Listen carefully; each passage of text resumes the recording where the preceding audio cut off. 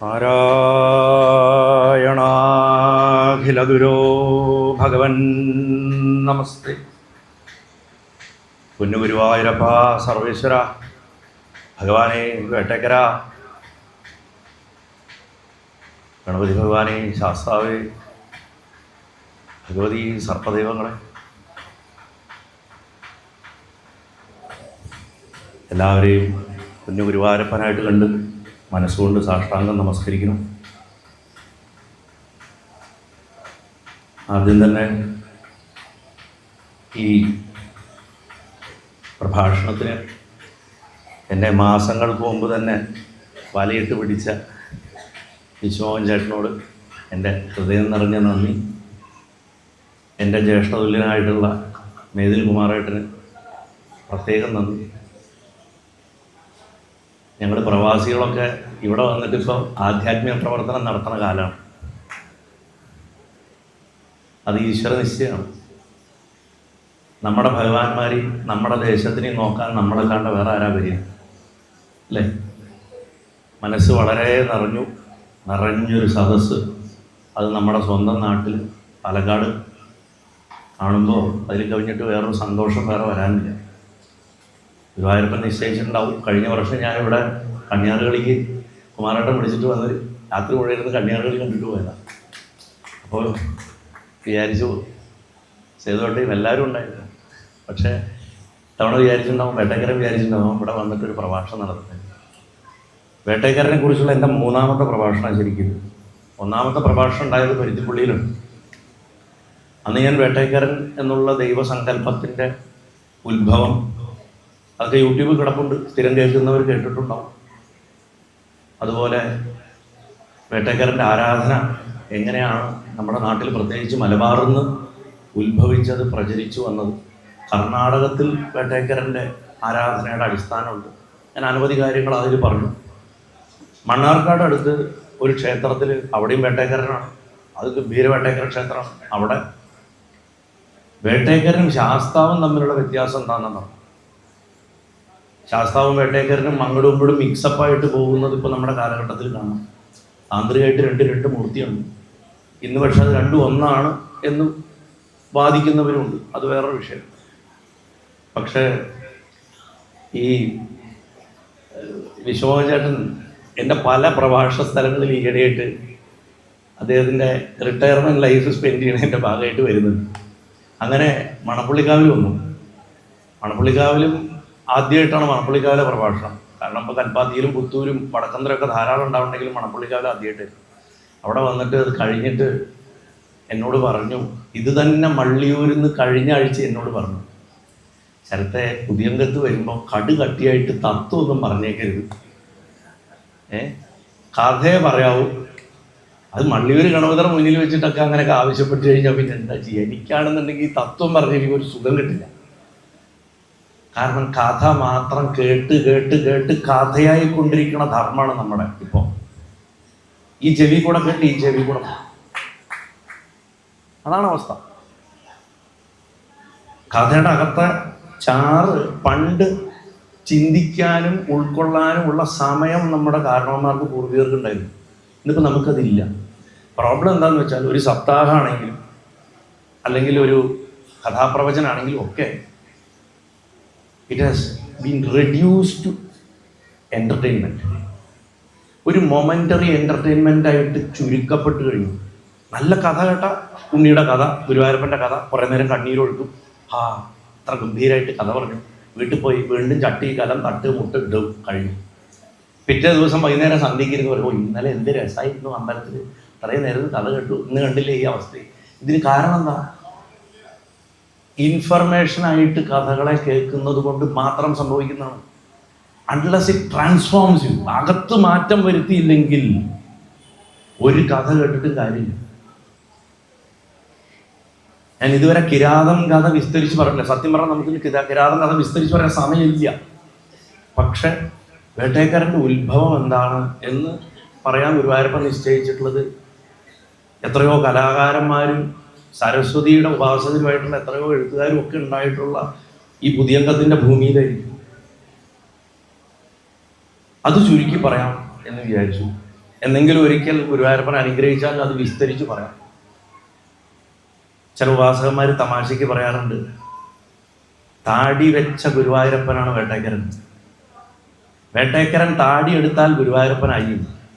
അതാ ഭഗവാനെ ഉപാസിക്കുന്നവർക്കാണ് ശരിക്കും മനസ്സിലാവുക. വേട്ടേക്കരനായത് അതിൽ ഭഗവാന്റെ പങ്ക് വളരെ വലുതാണ്. തത്വത്തിലൊക്കെ ഒന്നാണ്. ഈ ഭഗവാന് 2 ഭാവമുണ്ട് കേരളത്തിലെ നമ്മുടെ സമ്പ്രദായങ്ങൾ അനുസരിച്ചിട്ട്. നമ്മൾ കർണാടകത്തിൽ പോയി കഴിഞ്ഞാൽ വയത്തൂർ കാലിയാർ എന്ന് പറഞ്ഞിട്ടൊരു ഭാവമുണ്ട്. ഇപ്പൊ ചുരുക്കി പറയണം, വേട്ടേക്കാരൻ തന്നെ 2 ഭാവം, ഒന്ന് അച്ഛനായിട്ട് ഒന്ന് മകനായിട്ട്. അച്ഛൻ്റെ കയ്യിൽ ചുരിക കാണില്ല, അത് വേട്ടക്കാരനാണ്, അതാണ് കിരാതൻ. ആ മഹാശക്തിക്ക് കാട്ടാളത്തിയിൽ കൊറത്തിയിൽ കുറവൻ, ഇതാണ് കൊറത്തി. ഇതാണ് നമ്മുടെ നാട്ടിൽ കുറവൻ, കൊറത്തി, കൊറത്തിയാട്ടം ഒക്കെ ഉണ്ടാവുന്നത് ഇതിൽ നിന്നാണ്. കണ്യാറിന്റെ പോലും മൂലം ഒറിജിൻ അന്വേഷിച്ച് പോയി കഴിഞ്ഞാൽ എവിടെയോ വേട്ടക്കാരൻ കിടക്കണം കാണാം. എന്ന രസം എന്താ വെച്ചാൽ പാലക്കാട് അധികം വേട്ടക്കാരൻ ഇല്ലാതെ. അപ്പൊ പുതിയങ്കത്ത് വേട്ടക്കാരൻ വന്നിട്ടുണ്ടാവുക, ഇവിടുത്തെ ഏതോ ഒരു മഹാ ഉപാസകൻ ആ ഭഗവാനെ ഇവിടെ കൊണ്ടുവന്ന് പ്രതിഷ്ഠിച്ചായിരിക്കാം. ഇവിടുത്തെ ആരുടെയോ ഒരു കാരണമില്ല, അങ്ങനെയായിരിക്കും ഇവിടെ പ്രചാരമില്ലാത്തൊരു ദേവം വന്നത്. മകൻ, വേട്ടയ്ക്കൊരു മകൻ, നമ്മളിവിടെ വേട്ടക്കരിമൻ, നമ്മുടെ പാലക്കാട് ഭാഗത്ത് അങ്ങനെ പറയും, ചില സ്ഥലങ്ങളിൽ വേട്ടയ്ക്കൊരു മകൻ പറയും. കോമൺ ആയിട്ട് എല്ലാവരുടെയും വേട്ടേക്കരൻ എന്ന് പറയും. 2 പേർക്ക് 2 ധ്യാനമാണ്, 2 സങ്കല്പമാണ്. ഞാൻ കുറച്ച് ധ്യാനങ്ങളൊക്കെ ചെല്ലാം, അന്തരീക്ഷമൊക്കെ ഒന്ന് ആവട്ടെ, ഒരു സുഖം കിട്ടണ്ടേ. കാളാംബോധകളേവര കലിമലധ്വാന്ത പ്രചണ്ഡാനല ചൂടാചന്ദ്രകലാകലാപകരിതശ്ചാത്യന്തരജ്ഞാനന ധനുർവിരാജിത മഹാബാഹു സദാം സ്വർദ്രുമ കല്യാണം വിദധാതുനോ ഗിരിസുതാകാന്ത കിരാതാകൃതി. ഊർജത്തിന്റെ ഒരു ഗോളമാണ് ഭഗവാൻ. കാർമേഘം പോലുള്ള ശരീരമുള്ളവൻ. മഹാദേവന്റെ സാധാരണത്തെ നിറം വെളുന്ന് മഞ്ഞ് പോലെയാണ്. രജതഗിരിനിഭം എന്നാ പറയാം, വെള്ളിമാമല വിഗ്രഹം എന്നാ ഭഗവാനെ പറയാം. 10-72 വയസ്സ് 75 വയസ്സ് പ്രായം. യോഗിയുടെ പോലുള്ള ശരീരം, ജിമ്മിൽ ശരീരമൊന്നുമല്ല കാലണ്ടറിൽ കാണുന്ന പോലെ. യോഗികളുടെ പോലുള്ള ശരീരം, മുട്ടുവരെ നീളുന്ന കൈകൾ, തീ പോലുള്ള ജട. ഇങ്ങനെയുള്ള മഹാദേവൻ കറുന്ന് കറുത്തിട്ടുള്ള കാർമേഘം പോലുള്ള രൂപം എടുത്തു കാട്ടാളനായിട്ട്. കലിദോഷങ്ങളെ മുഴുവൻ മാറ്റുന്ന, ഇരുട്ടിനെ നശിപ്പിക്കണ, കത്തിജ്വലിക്കുന്ന അഗ്നിയുടെ പോലെ ഇരിക്കുന്നവൻ. ദൂരത്തുനിന്ന് കണ്ടാൽ തന്നെ കറുത്തിട്ടാണെങ്കിൽ ഒരു തീക്കട്ട വരുന്നത് പോലെ ഇരിക്കുന്നവൻ. അർജുനൻ അങ്ങനെയാണ് കണ്ടത്. ആ പൊന്തക്കാട്ടിൻ്റെ ഉള്ളിൽ നിന്ന് ആ പന്നി വന്ന് ചാടിക്കഴിഞ്ഞ് ആദ്യത്തെ അമ്പ് കൊണ്ട് 2ാമത്തെ അമ്പ് കൊണ്ട് കഴിഞ്ഞപ്പോൾ അർജുനൻ എങ്ങനെയാണോ കണ്ടത് ആ രൂപമാണത്. തീ പോലെ ഇരിക്കുന്ന ഭഗവാൻ. ആ ശിരസില് ആ അഗ്നിയെ തണുപ്പിക്കാൻ വേണ്ടി വെച്ചിരിക്കുന്ന അമൃതത്തിന്റെ ചന്ദ്രക്കല. ധ്യാനിക്കാൻ പറ്റുന്നവർ കണ്ണടച്ച് ധ്യാനിച്ചോളൂ, ഇതൊക്കെ ഒരു സുഖമാണ്. കിട്ടുമ്പോ കിട്ടും, പിടിച്ചോളുക. വെട്ടിത്തിളങ്ങണ ആഭരണങ്ങൾ അണിഞ്ഞവൻ, കാട്ടുപൂക്കൾ അണിഞ്ഞവൻ, കിരീടത്തിൽ കാട്ടുപൂക്കൾ, ശരീരത്തിൽ കാട്ടുപൂക്കൾ, ധാരാളം മാലകളൊക്കെ അണിഞ്ഞ് പരമസുന്ദരനായിട്ട് മനോഹരമായിട്ടുള്ള ഒരു വില്ല് പിടിച്ചവൻ. കണ്ടാൽ തന്നെ അതിഗംഭീരമായിട്ടുള്ള വില്ല്, അതിന്റെ ഞാണൊലി ഒന്നും പറഞ്ഞറിയിക്കാൻ പറ്റില്ല. ഒഴിയാത്ത ആവനാഴി, കൂർത്ത നല്ല അസൽ ഈറ്റ വെട്ടി ഉണ്ടാക്കിയിട്ടുള്ള അമ്പുകൾ, ഇങ്ങനെയൊക്കെയുള്ള വലിയ കൈകളുള്ളവൻ. അതുകൊണ്ടാണ് മഹാബാഹു എന്ന് പറഞ്ഞത് ഭഗവാൻ. എല്ലാ ജനങ്ങൾക്കും ഇഷ്ടപ്പെടുന്നവർക്കൊക്കെ കൽപ്പവൃക്ഷം പോലെ ഇരിക്കണവൻ. ദക്ഷയാഗം കഥകളിൽ ഒരു വരിയുണ്ട്, കോപിച്ചാലീശൻ കൽപ്പാന്താനലൻ പോലെ എന്ന് പറയണതിന് തൊട്ട് മുമ്പ് ഒരു വരിയുണ്ട്, സന്തോഷിച്ചാലീശൻ സന്താനശാചി പോൽ. ഇരയും ബന്ധപ്പെട്ട വരിയുണ്ട് ദക്ഷയാഗം കഥകളിൽ വരണേ. സന്തോഷിച്ചാൽ കൽപ്പവൃക്ഷമാണ് ശിവൻ, കോപിച്ചാൽ അതുപോലെ ഇരിക്കും. കൽപ്പാന്ത കാലത്തെ അഗ്നി പോലെയാണ് ഭഗവാൻ. അങ്ങനെയുള്ള കൽപ്പവൃക്ഷം പോലെ ഇരിക്കണവൻ. കിരാതവേഷം ധരിച്ചിട്ടുള്ള ആ ശ്രീപാർവതീപതി നമുക്കെല്ലാവർക്കും മംഗളത്തെ ചെയ്യട്ടെ എന്ന് പറഞ്ഞിട്ടാണ് പ്രാർത്ഥിക്കണം. ഭഗവാന്റെ പ്രധാന ധർമ്മം, അവതാരധർമ്മം എന്ന് പറഞ്ഞാൽ നമ്മുടെ അകത്തുള്ള ശത്രുക്കളെ നശിപ്പിക്കുക എന്നുള്ളതാണ്. കിരാതനായ ശാസ്താവാണെങ്കിലും കിരാതന്റെ പുത്രനായിട്ടുള്ള കിരാതസൂനുവായ വേട്ടക്കൊരു മകനാണെങ്കിലും, കിരാതനായിട്ടുള്ള വേട്ടക്കാരനായിട്ടുള്ള മഹാദേവനാണെങ്കിലും, കിരാത വംശം എടുത്തിട്ടുള്ള ദേവതകളുടെ ഒക്കെ ഉദ്ദേശം ശത്രുനാശമാണ്. ഏത് ശത്രുനാശം? നമ്മുടെ അകത്തുള്ള കയ്യിലിരിപ്പുകളെ നശിപ്പിക്കുന്ന വിദ്യ.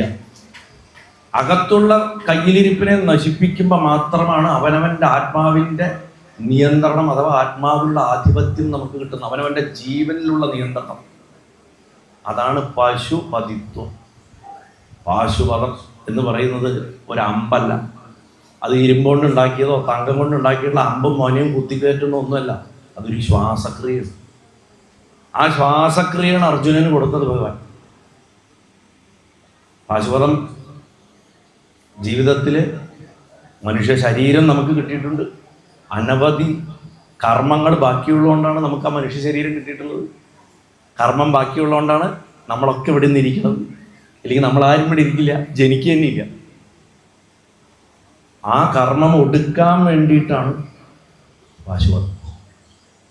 ഇരട്ടക്കുളങ്ങര രാമവാര്യർ കിരാതം കഥ എഴുതിയപ്പോൾ ഒരു വരി എഴുതി വെച്ചു. പോകുമ്പോൾ സമയമുണ്ടെങ്കിൽ ആ ഭാഗം പറയാം. മുമ്പ് ഞാൻ പല സ്ഥലത്തും പറഞ്ഞിട്ടുണ്ട്. അർജുനന് ഭഗവാനാണതെന്ന് തിരിച്ചറിഞ്ഞ നിമിഷം കരഞ്ഞുകൊണ്ട് തൊഴുതിട്ട് ഈ ജന്മം ഒടുങ്ങാൻ, കർമ്മം ഒടുങ്ങാൻ വരം തരണേ എന്ന് പറഞ്ഞ് പ്രാർത്ഥിച്ചു. ഇരട്ടക്കുളങ്ങര അത് എഴുത്താണി കൊണ്ട് എഴുതി വെച്ചിട്ട് ഒന്ന് പുറത്തേക്ക് ഇറങ്ങിയതാണ്. അടുത്തുള്ള അമ്പലത്തിലുള്ള കാള കൊമ്പ് കുലിക്കുമെന്ന് പള്ളയ്ക്ക് അങ്ങോട്ട് കയറി. ഇരട്ടക്കുളങ്ങര അവിടെ ശരീരം പോകും. കിരാതം കഥകളി നിങ്ങൾ ഇവിടെയൊക്കെ നടത്തുന്നുണ്ടെങ്കിൽ എവിടെയെങ്കിലും കാണുന്നുണ്ടെങ്കിൽ ഇരട്ടക്കുളങ്ങര ഓർക്കണം, ഈ കഥ ഓർക്കണം. ഭഗവാൻ ചോദിച്ചാൽ മോക്ഷം തരുന്ന ആളും, അത് അച്ഛനാവട്ടെ മകനാവട്ടെ ഇനി ശാസ്താവിൻ്റെ ഭാവമാവട്ടെ, അതൊന്നും വിഷയമല്ല. അപ്പം ആ കാട്ടാളത്തിക്ക് ഒരു പേരുണ്ട്, ത്വരിത എന്ന് പറയും. ആ അമ്മയാണ് കാടാമ്പുഴയിൽ ഇരുത്തിയിരിക്കുന്നത്. ഈ പൂവിട്ട് മൂടുന്നത് അതുകൊണ്ടാണ്. ആ കഥ ഇതിൽ വരും, എന്തുകൊണ്ടാണ് പൂമൂടൽ വന്നത്. അപ്പോൾ വേട്ടേക്കാരൻ്റെ കഥ പറയുമ്പോൾ നമ്മുടെ ഈ പുണ്യഭൂമിയിലുള്ള അനവധി ക്ഷേത്രങ്ങളുമായിട്ട് ബന്ധപ്പെട്ടിട്ടുള്ള അനവധി കഥകൾ വരും. വേട്ടേക്കാരൻ നമ്മുടെ സ്വന്തം തനത് ദേവനാണ്. അദ്ദേഹത്തിൻ്റെ ആരൂഢം ഇന്നിരിക്കുന്നത് 2 സ്ഥലങ്ങളാണ്, ബാലുശ്ശേരി കോട്ടയും നമ്പൂതിരിക്കോട്ടയും. കൂടല്ലൂരിൻ്റെ അടുത്ത് നമ്പൂതിരിക്കോട്ടയിലാണ് അദ്ദേഹം അവസാനം അപ്രത്യക്ഷനായി പോയത്. മനുഷ്യ ശരീരമായിട്ട് ഇരുന്ന ആളാണ് വേട്ടക്കൊരു മകൻ.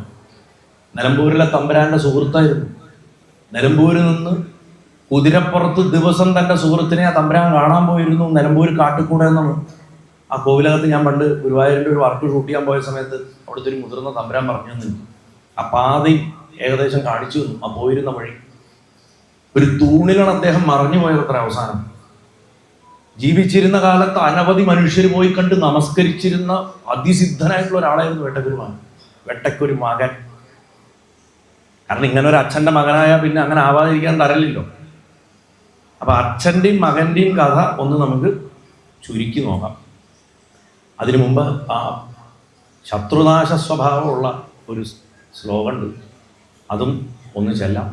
പ്രത്യർത്ഥിവ്രാതവക്ഷസ്ഥലരുതിരസുരാപാനമത്തപൃഷക്കം ചാപേ സന്ധായ തിഷ്ടൻ ഹൃദയ സരസിജേ മാമകേ താവഹന്ത പിഞ്ചോത്തം സശരണ്യോ വിജയമദഹരോ നീരതാവപ്രസന്നോ ദേവ പായാദ പായാ ശബരമപുരസൗ സർവദ സർവദാമാം.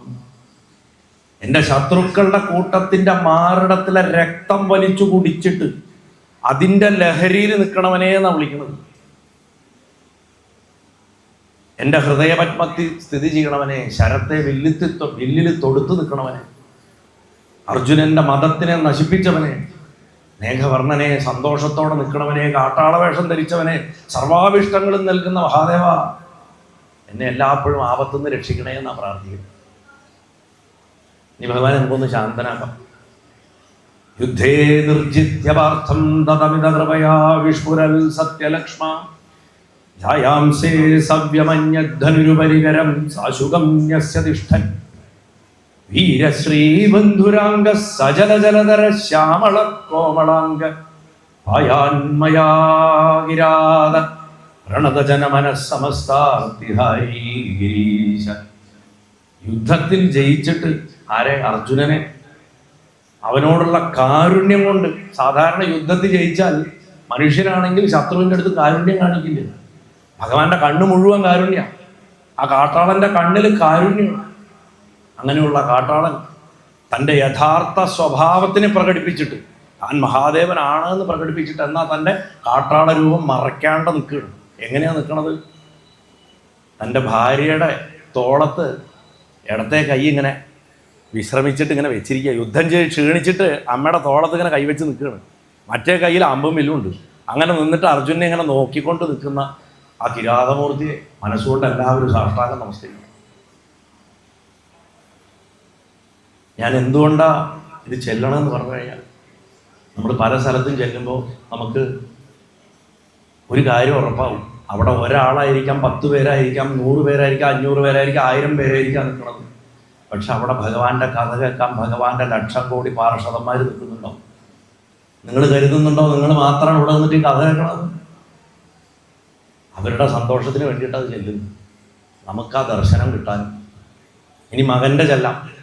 കോദണ്ഡം സശരം ഭുജേന ഭുജഗേന്ദ്ര ആഭോഗഭാജാവഹൻ വാമേന ഛുരികാം വിമക്ഷതളനേ ദക്ഷേണ ദക്ഷേണ ച കാന്ത്യാ നിർജിത നീരത പുരഭിത ക്രീഡാകിരാതാകൃതേ പുത്രോ അസ്മാകമനൽപ നിർമ്മലയശ നിർമാതു ശർമാനിശം. വെട്ടകരാ സന്തോഷിക്കണേ. സർപ്പത്തിനെ പോലെ ഉരുണ്ട് നീണ്ടിരിക്കണ ഇടത്തെ കൈ കൊണ്ട് അമ്പും വില്ലും ചേർത്ത് പിടിച്ചിട്ട് പാമ്പിനെ പോലെ, അതായത് അത്രയും നീണ്ട്, യോഗികൾക്കാണ് അങ്ങനെ കൈയുണ്ടാവുക, അല്ലാത്തവർക്ക് ഈ മസിലും ബൈസെപ്സും ഒക്കെ കാണും.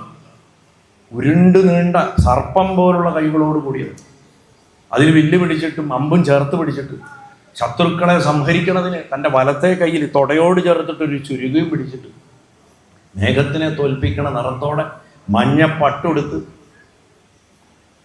രസം എന്താ വെച്ചാൽ വേട്ടക്കരന് ത്രിപുണ്ഡ്രം ഭസ്മ, വേട്ടയ്ക്കൊരു മകന് ഇങ്ങനൊരു ഗോപിയുള്ളത് കാണാം.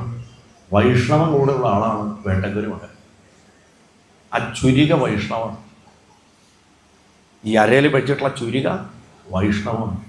അങ്ങനെ മായ കൊണ്ട് കാട്ടാള വേഷം കൊണ്ടിട്ടുള്ള ശിവന്റെ പുത്രനായിട്ടുള്ള കിരാത സൂനു നമുക്കെപ്പോഴും സൗഖ്യം ഉണ്ടാക്കട്ടെ എന്ന് പറഞ്ഞിട്ട് പ്രാർത്ഥിക്കുന്നു. 2 പ്രധാന ഭാവങ്ങൾ നമ്മൾ വേട്ടേക്കരൻ എന്ന പേരിൽ ആരാധിക്കുന്ന 2 പ്രധാന ഭാവങ്ങളെ ഞാനിപ്പോൾ ഇവിടെ സൂചിപ്പിച്ച് പറഞ്ഞു. സംസ്കൃതത്തിൽ മനോഹരമായിട്ടൊരു കാവ്യമുണ്ട്, കിരാതാർജുനി എന്ന് പറയും, ഭാരവിയുടെ. അതെന്തിനെ അവലംബിച്ചിരിക്കണമെന്ന് ചോദിച്ചാൽ, മഹാഭാരതം വനപർവത്തിൽ മനോഹരമായിട്ടൊരു കഥയുണ്ട്. അർജുനൻ തപസ്സിന് പോയ കഥ. വാനപ്രസ്ഥ കാലത്ത് ഇവർ കാട്ടിൻ്റെ അകത്ത് ഇരിക്കുന്ന സമയത്ത് ഒരു ദിവസം ഗുരുവായൂരപ്പൻ വന്നു. അവിടെ കൃഷ്ണൻ അർജുനെ വിളിച്ചിട്ട് പറഞ്ഞു, ഞാൻ ചേട്ടൻ്റെ അടുത്ത് ചില കാര്യങ്ങൾ സംസാരിക്കും, ഞാൻ അപ്പം ചില തീരുമാനങ്ങൾ പറയും, നീ എൻ്റെ അടുത്ത് അപ്പം കുറുക്ക് ചോദ്യമൊന്നും ചോദിക്കരുത്, ഞാൻ മുൻകൂട്ടി പറയുന്നു. കാരണം അർജുനൻ്റെ സ്വഭാവമാണ് കുറുക്ക് ചോദ്യം ചോദിക്കുന്നത്. ഭഗവാൻ ഏറ്റവും പ്രിയപ്പെട്ടവനാണ്. ഞാൻ പലപ്പോഴും പറയാറുണ്ട്, വിളിക്കാണ്ട പോലും രക്ഷിക്കാൻ ഈ ലോകത്ത് ആർക്കെങ്കിലും വേണ്ടിയിട്ട് വന്നിട്ടുണ്ട് കൃഷ്ണൻ എന്നുണ്ടെങ്കിൽ അത് അർജുനന് വേണ്ടി മാത്രം. ദ്രൗപദി പോലും ഗോവിന്ദ ദ്വാരകാവാസൻ എന്ന് വിളിച്ചപ്പോഴാണ് വന്നത്, വസ്ത്രത്തിൻ്റെ രൂപത്തിൽ. അർജുനൻ എത്രയോ തവണ ആത്മഹത്യ ചെയ്യാൻ പോയി, ഓരോ തവണയും വിളിക്കാതെ വന്ന് രക്ഷിച്ചു. കാരണം ഭഗവാനും അർജുനനും തമ്മിൽ വ്യത്യാസമില്ല. എത്രയോ അവതാരങ്ങളിൽ ഒന്നിച്ചിരുന്ന ചൈതന്യം 2ആയി പിരിഞ്ഞതാണത്. നരസിംഹത്തിലും പരശുരാമനിലും ശ്രീരാമനിലും ഒന്നായിട്ടിരുന്ന ചൈതന്യം 2ആയി പിരിഞ്ഞു. നരനും നാരായണന്റെയും അംശങ്ങളായിട്ടാണ് അവർ വന്നതെന്ന് നമ്മൾ പഠിച്ചിട്ടുണ്ട്. അപ്പോൾ ഭഗവാൻ പറഞ്ഞു, കുറുക്ക് ചോദ്യം ചോദിക്കരുത്, ഞാൻ ചേട്ടൻ്റെ അടുത്ത് പോകണം. ചേട്ടൻ്റെ അടുത്ത് ചെന്നു. യുധിഷ്ഠിരൻ ധർമ്മം, കർമ്മം, വിധി ഇതിനെക്കുറിച്ചൊക്കെ ആലോചിച്ച് സങ്കടപ്പെട്ടു. കൃഷ്ണ, നമ്മൾ എത്ര കഷ്ടപ്പെട്ടു, എന്തൊക്കെ അനുഭവിച്ചു, ഇങ്ങനൊരു ഗതി വന്നല്ലോ. ധർമ്മം മാത്രമല്ലേ മുറുകെ പിടിച്ചുള്ളൂ, ജനിച്ചപ്പോൾ തൊട്ട് ഞങ്ങൾക്ക് ദുരിതമാണ്. എത്ര നന്നായാലും നന്നാവാനുള്ള മാർഗം കിട്ടുന്നില്ല. എന്നെ ചക്രവർത്തിയാക്കി, അവിടുന്ന് രാജസൂയം നടത്തി, എൻ്റെ ബുദ്ധിമോശം കൊണ്ട് ഞാൻ ചൂത് കളിച്ചത് കളഞ്ഞു. ഇനി എങ്ങനെ എനിക്കത് കിട്ടും, എങ്ങനെ ഈ ദുരിതത്തിൽ നിന്ന് കരകയറുന്നു ചോദിച്ചപ്പോൾ ഭഗവാൻ പറഞ്ഞു, മനുഷ്യൻ കാലക്കേട് വന്ന അഹങ്കാരം അടക്കണം, പത്തി അടക്കി മിണ്ടാണ്ടിരിക്കണം. ആ കാലം നേരാവുന്നത് വരെയും മിണ്ടാതിരിക്കണം എന്ന് വെച്ചിട്ട് തകർന്നിരിക്കുക, നാടൻ ഭാഷ നമ്മൾ പാലക്കാട് ഭാഗത്ത് പറഞ്ഞ ചോമ്പേരിയായിട്ടിരിക്കുക, അതല്ല വേണ്ടത്. വരാനുള്ള ഒരു കാലത്തേക്ക് എപ്പോഴാണ് വീണ്ടും ഭഗവാൻ ഭാഗ്യത്തിന്റെ വാതിലുകൾ തുറക്കുക പറയാൻ പറ്റില്ല. അന്നേക്ക് നമ്മുടെ കയ്യിലുള്ള പോരിനുള്ള ആയുധങ്ങളെ മൂർച്ചപ്പെടുത്തി വെച്ചേക്കണം. You should build your skills എന്ന് പറഞ്ഞോളൂ. അങ്ങയുടെ ഏറ്റവും വലിയ ആയുധം ഈ ഇരിക്കുന്ന അർജുനനാണ്. കാരണം അങ്ങയുടെ ഏറ്റവും വലിയ ശത്രു ദുര്യോധനല്ല, കർണനാണ്. ഈ അർജുനനെ ബലപ്പെടുത്തിയാൽ മാത്രം, ഈ അർജുനന്റെ ആയുസ് സംരക്ഷിച്ചാൽ മാത്രമേ യുദ്ധം ചെയ്യുള്ളൂ. ഇല്ലെങ്കിൽ അങ്ങേക്ക് ഒരിക്കലും യുദ്ധം ചെയ്യാൻ സാധിക്കില്ല. അതുകൊണ്ട് ഞാനൊരു കാര്യം പറയാം, അർജുനൻ അതനുസരിക്കും. അർജുനൻ ഇപ്പോൾ ഉള്ള ഈ സമയത്ത് എത്രയും പെട്ടെന്ന് സാക്ഷാൽ മഹാദേവനെ തപസ് ചെയ്ത് പ്രീതിപ്പെടുത്തി അദ്ദേഹത്തിൻ്റെ നിന്ന് പാശുപതാസ്ത്രം വാങ്ങിക്കേണ്ടതാണ്. അത് യുദ്ധത്തിൽ ഉപയോഗിക്കില്ല എന്ന് ഗുരുവായൂരപ്പന് നന്നായിട്ട് അറിയാം. നമ്മളൊക്കെ ചിന്തിക്കും, ഇങ്ങനെ യൂസ്ലെസ് ആയിട്ടുള്ള ഒരു സാധനത്തിന് വേണ്ടിയിട്ട് എന്തിനാണ് അർജുനെ പറഞ്ഞത്? മഹാഭാരതം അത്യാവശ്യം അറിയണവരാണല്ലോ പൊതുജനത്തിലുള്ള എല്ലാവരും. എവിടെയെങ്കിലും അർജുനൻ പാശുപതാസ്ത്രം ഉപയോഗിച്ചായിട്ട് കേട്ടിട്ടുണ്ടോ? അത് വാങ്ങി കയ്യിൽ വെച്ചെടുത്തു, അത് ഉപയോഗിച്ചില്ല. അത് വാങ്ങിയിട്ട് പോലും അർജുനന്റെ മനസ്സ് തകരു പോലും ചെയ്തു പടക്കളത്തിൽ. ഒന്നാം ദിവസം അതുകൊണ്ടാണ് ഒരു ഗീത കിട്ടിയത്. ആ ദീർഘവീക്ഷണം ഭഗവാന്റെ.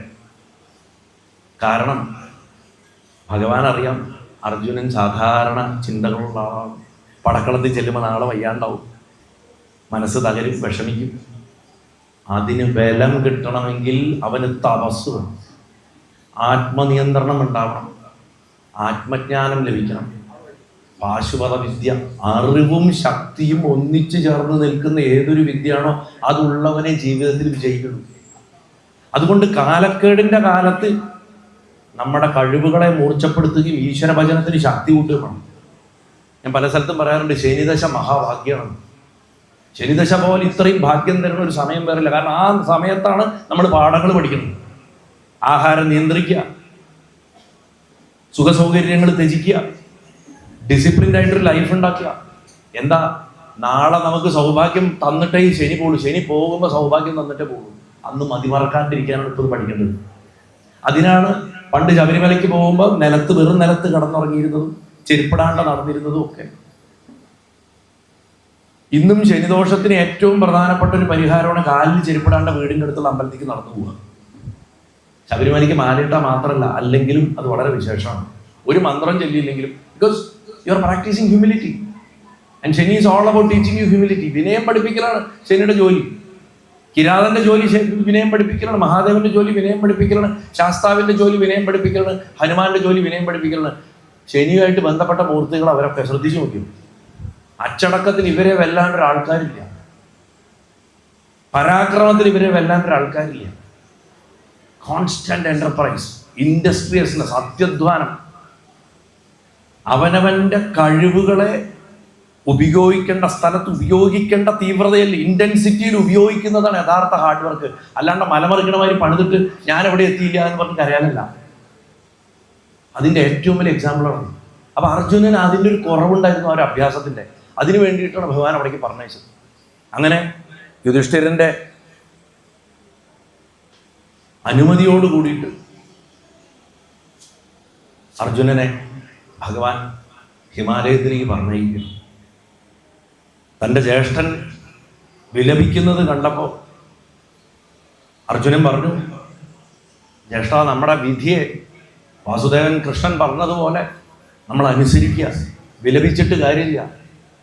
ഞാൻ അങ്ങയുടെ പോർമനയാണ്.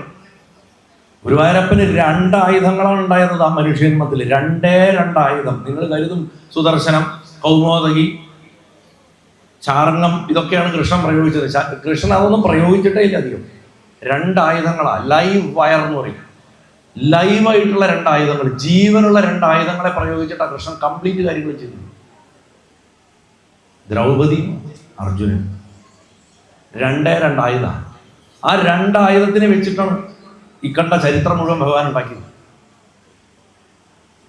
അവരനുഭവിച്ച ദുരിതങ്ങൾ മുഴുവൻ നമ്മളൊരു ആയുധം എടുത്തിട്ട് വെട്ടുമ്പോൾ ആ ആയുധത്തിന് മുറിവും പൊട്ടൊക്കെ വരില്ലേ? അതേപോലെയാണ് അർജുനനും ദ്രൗപദിയും അനുഭവിച്ചത്. ഭഗവാൻ പറഞ്ഞു, എൻ്റെ ആയുധമാണ് നീ മുഖത്ത് നോക്കി പറയുന്നുണ്ട് ഒരു സ്ഥലത്ത്. അർജുന ബോധമുള്ളതുകൊണ്ട് ചേട്ടനോട് പറഞ്ഞു, ചേട്ടാ ഞാനാണ് ചേട്ടൻ്റെ ഏറ്റവും വലിയ ആയുധം, അതുകൊണ്ട് ഞാൻ പോവാം. അങ്ങനെ തപസ്സിനായിട്ട് അദ്ദേഹം അവിടുന്ന് പുറപ്പെട്ടു പോയി എന്നാണ്. യുധിഷ്ഠിരൻ നമ്മളെയൊക്കെ പ്രതിനിധീകരിക്കുന്ന, നമ്മുടെയൊക്കെ ആശയക്കുഴപ്പങ്ങളെ പ്രതിനിധീകരിക്കുന്ന ആളാണ്. ധാർമ്മികമായിട്ടുള്ള ചിന്ത നമ്മളിൽ എല്ലാവരിലും ഒരു മനുഷ്യനും മോശമല്ല. എല്ലാവരിലും, എത്ര കൊടും ക്രൂരരിൽ പോലും അടിസ്ഥാനപരമായിട്ട് നന്മയുണ്ട്. എത്ര നന്മയുള്ളവനിൽ പോലും 1% പിശാചുണ്ട്. അതുകൊണ്ടാണ് നമ്മൾ മനുഷ്യരായി, അല്ലെങ്കിൽ നമ്മൾ മനുഷ്യരല്ല. ഇന്നലത്തെ എൻ്റെ സ്വഭാവം എനിക്ക് ഇന്ന് ആലോചിക്കുമ്പോൾ ലജ്ജ തോന്നും. ഇപ്പോഴത്തെ എൻ്റെ സ്വഭാവം നാളെ രാവിലെ ആലോചിക്കുമ്പോൾ എനിക്ക് നഷ്ടബോധവും തോന്നും. നമ്മുടെയൊക്കെ അവസ്ഥ അതാ.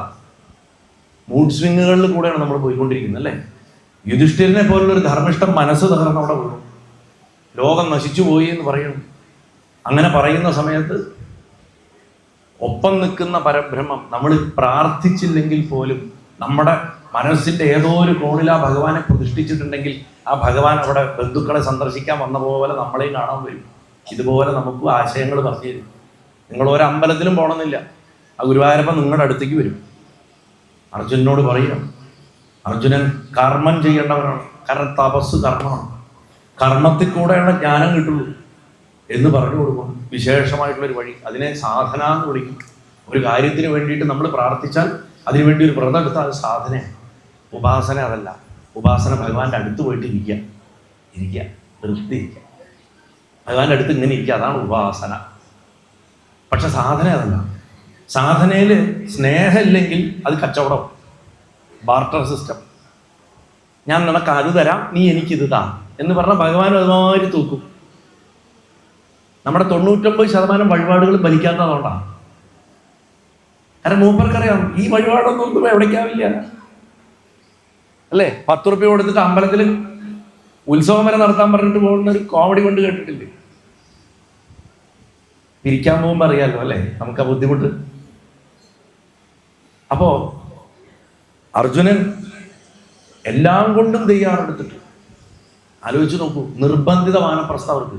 അല്ലാണ്ട് ജീവിതം വെറുത്തിട്ട്, അല്ലെങ്കിൽ ജീവിതത്തിൽ തൃപ്തി വന്നിട്ട് മക്കളെയൊക്കെ സെറ്റിലാക്കി ബിസിനസ്സൊക്കെ പക്കയാക്കി അതിനുശേഷം വാനപ്രസ്ഥത്തിൽ തീർത്ഥാടനത്തിന് ദ്വാരക, വൃന്ദാവൻ, പുരി ഇവിടുത്തെ പോയിക്കൊണ്ടിരിക്കുന്ന പോലെ പോകുന്നതല്ലത്. ജീവിതത്തിൽ ഗതിയും പരഗതിയില്ലാണ്ട കാട്ടിക്കിടക്കുക. സ്വന്തം മക്കളെ ലാളിച്ച് വളർത്താൻ പറ്റില്ല. ദ്രൗപദി പ്രസവിക്കുന്ന മക്കളെയൊക്കെ അപ്പ വന്ന് കൃഷ്ണൻ കൊണ്ടുപോകും. എന്തിനാ? നല്ല വിദ്യാഭ്യാസം കൊടുക്കാൻ. ഭഗവാനാണ് ദ്വാരകയെ കൊണ്ടേ നിർത്തി അവരെ പഠിപ്പിച്ചത്. നമ്മൾ അന്വേഷിച്ചിട്ടുണ്ടോ ആ കുട്ടികൾ എവിടെ പഠിച്ചത്? ആരാ അവരെ പഠിപ്പിച്ച് വലുതാക്കിയത്?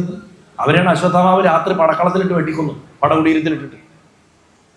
ദ്രൗപദിയെക്കാട്ടിലും പാണ്ഡവരെക്കാട്ടിലും ചങ്ക് തകർന്ന് കരഞ്ഞത് ഭഗവാനാണ്. കാരണം ഭഗവാൻ വളർത്തിയ മക്കളാണ് പാണ്ഡവന്മാരുടെ മക്കൾ. അതിൽ അർജുനന്റെ മകളെ കൊണ്ട്, അർജുനന് ദ്രൗപദിയുണ്ടായ മകളെ കൊണ്ട് തൻ്റെ ഒരു മകനെ കല്യാണം കഴിപ്പിച്ചവനാണ് കൃഷ്ണൻ. ആ ബന്ധം നിലനിർത്താൻ വേണ്ടി ഭഗവാൻ ചെയ്തിരുന്ന കാര്യങ്ങളൊക്കെ. അങ്ങനെയുള്ള ആ ഭഗവാൻ പറഞ്ഞു, മഹാദേവനെ പോയി ഉപാസിക്കുന്നു. ഇപ്പോഴത്തെ ഭക്തി പ്രസ്ഥാനക്കാർക്ക് ഇത് കേട്ടാൽ വിരൽ പിടിക്കും. കൃഷ്ണൻ പറയേ ശിവനെയോ ഹേയ് എന്ന് പറയും. ശിവനെയോ? ശിവൻ പിശാചാണെന്ന് അവർ പഠിപ്പിക്കുന്നു. അവരുടെ ഭഗവത്ഗീത ക്ലാസ്സിൽ പോയിരുന്നു കഴിഞ്ഞാൽ അപ്പ പഠിപ്പിക്കുന്നത് പിശാചാണെന്നാണ്. ജയദ്രഥനെ വധിക്കണേന്റെ തലേ ദിവസം രാത്രി അർജുനന്റെ ആയുസിന് വേണ്ടിയിട്ട് അർജുനൻ ഒരു മണ്ടൻ ശപഥം ചെയ്തു. നാളെ സന്ധ്യയ്ക്ക് മുമ്പ് അവന്റെ തലയറത്തില്ലെങ്കിൽ ഞാൻ തീച്ചാടിച്ചാവുന്നു. ദുര്യോധനൻ അത് കേട്ട വാഹാ ബെസ്റ്റ്, അപ്പൊ വൈകുന്നേരം വരെ സന്ധ്യയാക്കി കിട്ടിയാൽ മതി, അവന്റെ ശല്യം തീർന്നു. കർണന് മാത്രം ടെൻഷൻ, എനിക്കവനെ കൊല്ലണം, അവൻ ആത്മഹത്യ ചെയ്യാൻ പാടില്ല. ദുര്യോധനൻ അതെല്ലാം ചിന്തിക്കണം. ഈ കർണൻ ഇത് പറയാൻ തുടങ്ങിയിട്ട് കുറെ കാലമായി, അർജുനൻ ചാവണ ലക്ഷണമൊന്നുമില്ല. അതുകൊണ്ട് ഇങ്ങനെയെങ്കിലും ചത്ത് കിട്ടിയാൽ മതി പറഞ്ഞിട്ട് പ്രാർത്ഥിക്കുകയാണ്. ഓ നാളെ വൈകുന്നേരം ആയാൽ മതി, നാളെ വൈകുന്നേരം. ഭഗവാൻ അറിയാം. ആലോചിച്ച് നോക്കൂ, ഓരോ ദിവസം യുദ്ധം കഴിഞ്ഞിട്ട് ശരീരം മുഴുവൻ കീറി മുറിഞ്ഞു കിടക്കണ ഭഗവാൻ. ഭഗവാന്റെ ശരീരത്തിൽ സാരഥിയെ കൊല്ലാന്ന് നിയമമുണ്ട് യുദ്ധത്തിൽ. ഭഗവാന്റെ ശരീരത്തിലും അനവധി ലക്ഷം അസ്ത്രങ്ങൾ കൊള്ളുന്നുണ്ട്. ഭീഷ്മരൊക്കെ കീറി തകർത്തിട്ട് ഭഗവാനെ. അങ്ങനെ രക്തം ഒഴുകണ ശരീരത്തോടെയാണ് ഓരോ ദിവസവും ആ മഹാത്മാവ് പടകുടീരത്തിലേക്ക് പോകുന്നത്. പക്ഷെ കുതിരകൾക്കും അമ്പ് കൊണ്ടുണ്ടാവും. തൻ്റെ ശരീരത്തിലെ മുറിവിൽ മരുന്ന് വയ്ക്കും, കുളിക്കാൻ പോലും ഭഗവാന് നേരില്ല. ആ കുതിരകളെ ശുശ്രൂഷിച്ച് തൻ്റെ ശരീരത്തിന് വേണ്ടത് ചെയ്യണതിന് മുമ്പ് പോയി ഒന്ന് കുളിച്ച് വന്ന് ജപം കഴിച്ചാൽ യുധിഷ്ഠിരന് പോയി പിറ്റേ ദിവസത്തെ യുദ്ധത്തിന്റെ കണക്ക് പറഞ്ഞ് അവസാനമാണ് അടുക്കളയിൽ ചെന്നിട്ട് എന്തെങ്കിലും ബാക്കിയുണ്ടെങ്കിൽ 4 കടലമണി നിലക്കടല വേവിച്ചത് കഴിച്ച് വീണ്ടും തിരിച്ചു വന്ന് രാത്രി മുഴുവൻ ഇരുന്ന് ജപിച്ച് രാവിലെ വീണ്ടും യുദ്ധത്തിന് പോയിരുന്ന ആളാ കൃഷ്ണൻ. ഈ 18 ദിവസവും അദ്ദേഹം ക്ലീൻ ഷേവ് ഒന്നും ആയിരുന്നില്ല. പാർത്ഥസാരഥിക്ക് താടിയും മുടിയുണ്ട്. യുദ്ധത്തിന്റെ ഇടയിൽ എവിടെ ഷേവ് ചെയ്യാൻ നേരം? അപ്പോഴാണ് ഭഗവാനെ കണ്ട വേട്ടക്കാരനെ പോലെ ഇരിക്കുക. വേട്ടക്കാരനെ മഹാഭാരതത്തിൽ കാണണോ പാർത്ഥസാരഥി നോക്കിയാൽ മതി. ഇതൊരു ചക്രമാണ്. ഇത് കണക്ട് ചെയ്തുകൊണ്ടിരിക്കും. ഗുരുവായൂരപ്പനോട് നിങ്ങൾ ശരിക്കടുത്താൽ മഹാദേവനെ കയ്യിൽ വെച്ച്, മഹാദേവനോട് ശരിക്കടുത്താൽ ഗുരുവായൂരപ്പനെ കയ്യിൽ വെച്ച്. തമിഴ്നാട്ടിൽ പറയും, പല പ്രഭാഷണത്തിനും പറയാറുണ്ട്, ഹരിയും ഹരനും ഒന്ന് അത് തെരിയാതവൻ വായില മണ്ണ്. ഹരിയും ഹരനും ഒന്നാണ്, അത് തെരിയാതവൻ ചത്തതിന് തുല്യമാണെന്ന്. അവന്റെ വായിൽ മണ്ണിടുന്നത് നല്ലത്. അതുകൊണ്ട് ഈ ഭേദഭാവം വിചാരിക്കാതെ കൊണ്ടുപോകാൻ വേണ്ടിയിട്ട് ആചാര്യന്മാർ ഇത്തരം കഥകളൊക്കെ ഉണ്ടാക്കി തന്നു. അങ്ങനെ നാരായണ സ്വരൂപനായിട്ടുള്ള, നാരായണ അംശമായിട്ടുള്ള, അല്ലെങ്കിൽ നാരായണൻ തന്നെയായിട്ടുള്ള പൂർണ്ണാവതാരായിട്ടുള്ള കൃഷ്ണൻ അർജുനനെ പാശുപത വിദ്യ പഠിക്കാൻ പശുപതിയെ തപസ് ചെയ്ത് പ്രത്യക്ഷപ്പെടുത്താൻ പറഞ്ഞിരിക്കുന്നു. കാട്ടിലേക്കുള്ള യാത്ര എന്ന് പറയുന്നത് നമ്മുടെയൊക്കെ ആന്തരികമായിട്ടുള്ള യാത്രയാണ്. ദുരിതകാലത്ത് നമ്മൾ പുറത്തേക്കല്ല യാത്രയുണ്ട്, അകത്തേക്കാ യാത്രയുണ്ട്. അതിനുള്ള അവസരമാണ് ഓരോ ദുരിതകാലം. ഞാൻ ആരാണ്, എൻ്റെ ജീവിതത്തിൻ്റെ പർപ്പസ് എന്താണ്, ഇതൊക്കെ നമ്മൾ ചിന്തിക്കുന്ന അപ്പോഴാണ്. ഈവൻ നമ്മൾ സമൃദ്ധിയുടെ ഹൈറ്റിലാണെങ്കിൽ പോലും മടി വരാതിരിക്കാൻ, കോംപ്ലസൻസി വരാതിരിക്കാൻ, അലസത വരാതിരിക്കാൻ, തരം കിട്ടിയാൽ നമ്മൾ ഇരിക്കണം വഞ്ചി പിടിച്ച് കുലുക്കണം. We should rock our own boat and then jump into the water again. എന്നാൽ മാത്രമേ ജീവിതത്തിന് അർത്ഥം ഉണ്ടാവില്ല. ഈ ബോറടിച്ച് മരിക്കും. ദേവന്മാരുടെ അവസ്ഥയാവും. സ്വർഗത്തിൽ പോയി സുഖിച്ച് പ്രാന്തവും അവസാനം. എത്ര കാലം സുഖിക്കും? ഒരു പർപ്പസ് വേണ്ടേ ജീവിതത്തിന്? അതും പുഴുവിൻ്റെ ജീവിതമാണ്. നരകത്തിൽ കിടക്കുന്നതും പുഴുവിൻ്റെ ജീവിതമാണ്. നമ്മൾക്ക് മനുഷ്യനായിട്ടാണ് ജീവിക്കുന്നത്. മനുഷ്യൻ്റെ പോലെ ഇത്ര ബ്യൂട്ടിഫുൾ ആയിട്ടുള്ള ഒരു ലൈഫ് വേറെ ഇല്ല. പർപ്പസ്ഫുള്ളി ജീവിക്കാൻ സാധിക്കുന്ന മനുഷ്യന് മാത്രം. ആ യാത്രയാണ് ആ കാട്ടിലേക്കുള്ള യാത്ര. അർജുനന്റെ തപസ് എന്ന് പറയുന്നത് നമ്മൾ ആത്മവിചാരം ചെയ്ത് വരുത്തുന്ന നമ്മുടെ ആത്മശുദ്ധിയാണ്. അത് കുറെ തീർത്ഥാടനത്തിന് പോവുക, അമ്പലത്തിൽ പോവുക, അതൊക്കെ അതിൻ്റെ ഉപാധികളാണ്. അകത്ത് ശുദ്ധി വരാണ്ട പുറത്ത് എന്ത് ശുദ്ധി വരുത്തിയിട്ടും ഒരു യുദ്ധവും നമ്മൾ ജയിക്കില്ല. പുറമേയുള്ള ആൾക്കാരെ ദ്രോഹിക്കാൻ സാധിക്കുമായിരിക്കും. അതുകൊണ്ട് കുറെ കർമ്മവും സമ്പാദിച്ചു വെക്കാം. ഭരണ തലമുറകൾക്കും കൂടെ ഉപദ്രവാവണ വിധത്തിൽ കുറച്ച് പൈസ ഉണ്ടാക്കി വെക്കാൻ പറ്റും. പക്ഷെ യഥാർത്ഥ ശുദ്ധി അകത്ത ശുദ്ധിയാണ്. അങ്ങനെയുള്ളവൻ ധനികനായാലും ദരിദ്രനായാലും അവനെ കർമ്മം ബാധിക്കില്ല. ഇത് മനസ്സിലാക്കിയിട്ട് വേണം നമുക്ക് ഇതിൻ്റെ അകത്തേക്ക് കയറാൻ വേണ്ടി. അതുകൊണ്ട് വിധിയല്ല മഹത്വത്തിനെ നിർണയിക്കണത് നമുക്ക് മനസ്സിലാക്കണം. നമ്മുടെ പ്രവൃത്തി, നമ്മുടെ സഹനശക്തി, നമ്മുടെ ഉള്ളിലുള്ള തീയ്, ആ ഫയർ ഉണ്ടല്ലോ, അത് ഉയർത്തിക്കൊണ്ടുവരണം. ഭഗവാന്റെ അദൃശ്യ കരത്തെ പിടിച്ചിട്ട് അത് ഉയർത്താനാണ് മഹാദേവനെ കാണാൻ പോയത്. അപ്പൊ അത് ഉയർത്തി തരണവനാണ് വേട്ടക്കാരൻ. നമ്മുടെ അകത്ത് ആന്തരികമായിട്ടുള്ള അഗ്നിയെ, അറിവിന്റെ അഗ്നിയെ കുറെ പുസ്തകം വായിച്ചാൽ കിട്ടില്ല. എത്ര പുസ്തകം വായിച്ചാൽ, ഞാനിപ്പോൾ പല സ്ഥലത്തും പറയാറുള്ള ഒരു മെറ്റഫറാണ്, ഒരു ഉപമയാണ്. ജനിച്ച മുതൽക്ക് മധുരം എന്താണെന്നറിയാത്ത ഒരാൾക്ക് 15 കൊല്ലം 20 കൊല്ലം വാട്ട് ഈസ് സ്വീറ്റ്നെസ് എന്ന് പറഞ്ഞിട്ട് ബുക്കുകൾ വായിക്കാൻ കൊടുക്കുക, കുറേ പ്രഭാഷണം കേൾപ്പിക്കുക. എന്താ മധുരം എന്നാണ് ടോപ്പിക്ക്. എത്ര പുസ്തകം വായിച്ചാലും എത്ര പ്രഭാഷണം കേട്ടാലും മധുരം എന്താണെന്ന് മനസ്സിലാവുമോ? അതിന് പകരം സാധാരണ പറയാറുണ്ട് ഞാൻ, അടുക്കളയിൽ കൊണ്ടുപോവുക, ആ പഞ്ചസാര പാത്രം തുറക്കുക, ഒരു സ്പൂൺ എടുക്കുക, വായിൽ ഇട്ട് കൊടുക്കുക. കിട്ടിയോ? അതാ, ഇതാണ് ഈശ്വരൻ. ഇത് കിട്ടാണ്ട് എത്ര പ്രഭാഷണം കേട്ടിട്ടും, എത്ര കാഷായ വേഷോ ഗാർഹസ്ഥ്യ വേഷോ എന്ത് വേഷം ധരിച്ചിട്ടും, ഭസ്മം തൊട്ടിട്ടും നാമം ജപിച്ചിട്ടും ഒന്നും ഗുരുവായൂരപ്പ ഈ വ്യാസവേദത്തിൽ ഇരുന്ന് പറയുന്നു ഒരു കാര്യമില്ല. അവനവന്റെ ഉള്ളിലുള്ള യുദ്ധം ജയിക്കാത്തവൻ പുറത്ത് എന്ത് യുദ്ധം ജയിച്ചിട്ട് എന്താ കാര്യം? We should choose the battles we should fight എന്ന് പറയും. ചുമ്മാ കയറിയിട്ട് കണ്ണി കണ്ടോടൊക്കെ തല്ലുണ്ടാക്കൽ ഇന്നത്തെ കാലത്ത് നമ്മുടെ പ്രധാന പരിപാടി. ഏത് യുദ്ധം ചെയ്യണമെന്ന് തെരഞ്ഞെടുക്കാൻ പോലും നമുക്ക് അറിഞ്ഞൂടാ. വൈകുന്നേരത്തെ ചാനൽ ചർച്ച കണ്ടാൽ മതി, അത് മനസ്സിലാവും. അവനവന്റെ വീട്ടിലെ യുദ്ധവും അവനവന്റെ അകത്തെ യുദ്ധവും തീർക്കാത്തവരാണ് ഈ ചാനലിൽ വന്നിരുന്നിട്ട് നിലവിളിക്കുന്നത്. അവനവന്റെ കുടുംബം നന്നാക്കാൻ സാധിക്കാത്തവൻ, അവനവനെ സ്വയം നന്നാക്കാൻ സാധിക്കാത്തവനാണ് സാമൂഹ്യ പ്രവർത്തനത്തിനും രാഷ്ട്രീയ പുനർനിർമ്മാണത്തിനും നടക്കുന്നത്. എങ്ങനെ സാധിക്കും? നടക്കില്ല. ഇത്തരം ദേവതാശക്തികൾ ഉപാസിക്കുന്നത് കൊണ്ട് കിട്ടേണ്ടത് ആ ആന്തരിക ബലമാണ്. അതുകൊണ്ടാണ് പണ്ടത്തെ കാലത്ത് മഹാത്മാക്കളായിട്ട് എന്തെങ്കിലും ട്രാൻസ്ഫോർമേഷൻ സൊസൈറ്റിയിൽ കൊണ്ടുവന്നിട്ടുള്ളവരൊക്കെ ഉപാസിച്ചിരുന്നത് ഇത്തരം ദേവതാശക്തികളെ. വേട്ടേക്കരൻ സുബ്രഹ്മണ്യസ്വാമി പറയാണ്ടിരിക്കാൻ പറ്റില്ല. അതേമാതിരി തന്നെ ശത്രു സംഹാരകനായിട്ടുള്ള ഗുരുവായൂരപ്പൻ. ഇതും എനിക്ക് പി അടിച്ചോട് ഓടക്കൾ വിളിച്ചിരിക്കുന്ന കാലികളുടെ പുറകെ നടക്കുന്ന, നമ്മൾ കാണാൻ ഇഷ്ടപ്പെടുന്ന ആ ആള് ഒരു ഫോം മാത്രമാണ്, വേറൊരു ഐറ്റം ഉണ്ട്, അതൊരൊന്നൊന്നര ഐറ്റമാണ്. അതുപോലെയുള്ള ഒരു ചൈതന്യം. അങ്ങനെ ആ ചൈതന്യത്തിൻ്റെ കൈപിടിച്ചു പോകുമ്പോൾ ആ ദേവന്റെ ഗുണം നമുക്ക് വരും. ഏത് ദേവനെ നമ്മൾ ഏത് ഭാവത്തിൽ പ്രാർത്ഥിക്കണോ അതിനനുസരിച്ചിട്ടാണ് നമ്മുടെ മൈൻഡിന്റെ മേക്കപ്പ്. നമ്മൾ ഏത് നേരം ദൈന്യതയോട് കൂടിയിട്ട് കരഞ്ഞു പൊഴിഞ്ഞ് വാസിച്ചുകൊണ്ടിരുന്നാൽ നമുക്കും കരഞ്ഞു പൊഴിച്ചിലേ ഉണ്ടാവുള്ളൂ. ഭഗവാനും കൂടിയിരുന്ന് കരയും. നമ്മൾ കരഞ്ഞാൽ ഭഗവാൻ കരയും, നമ്മളും കരയും. ഭഗവാന്റെ ചിരി കണ്ട ആ ചിരി ഉള്ളിൽ കൊണ്ടുവന്നാൽ നമുക്ക് എപ്പോഴും ചിരിക്കാം. ഏത് സാഹചര്യത്തിലും. ലോകം മുഴുവൻ കൊല്ലാനിട്ട് ഓടിക്കുമ്പോഴും പരിഹസിച്ചപ്പോഴും ചിരിച്ചവനാണ്. ആയുധം എടുക്കേണ്ടവിടെ ആയുധം എടുക്കടാ എന്ന് പറഞ്ഞ് പഠിപ്പിച്ചവനാണ്, അല്ലേ? അതുകൊണ്ട് കൃഷ്ണൻ വേട്ടക്കാരനല്ല, ശിവനല്ല. കൃഷ്ണൻ സോഫ്റ്റ് ആണെന്ന് ഒരിക്കലും പറയുന്നത്. He is the hardest and the most toughest. അതുകൊണ്ടാണ് അർജുനെ പിടിച്ച് പറഞ്ഞയച്ചത് മഹാദേവനെ ഉപാസിക്കാൻ. ആ ജയദ്രഥനെ കൊല്ലുന്നതിൻ്റെ ആ തലേന്ന് രാത്രി കഴുത്തറ്റം വെള്ളത്തിൽ നിന്നിട്ട് രുദ്രൻ ജപിക്കുന്നുണ്ട്. സമന്തപഞ്ചകത്തിൽ ഒരു തീർത്ഥത്തിൽ നിന്നിട്ട് കൂവളത്തിന്റെ ഇല കൊണ്ട് അർച്ചന കഴിക്കുന്നുണ്ട് കൃഷ്ണൻ. ഇങ്ങനൊരു കൃഷ്ണനെ സങ്കല്പിക്കാൻ പറ്റുമോ? 3 വരെ ഭസ്മട്ടിട്ടിരുന്നിട്ട്. മഹാഭാരതം മൂലഗ്രന്ഥം വായിക്കണം. ആരെങ്കിലും എഴുതിയ പുസ്തകമോ ആരെങ്കിലും എഴുതിയ വ്യാഖ്യാനോ എവിടെയെങ്കിലും കേട്ട വ്യാഖ്യാനോ കേട്ടിട്ട് അല്ലാതെ പഠിക്കട്ടെ. മൂലഗ്രന്ഥം വായിക്കുക.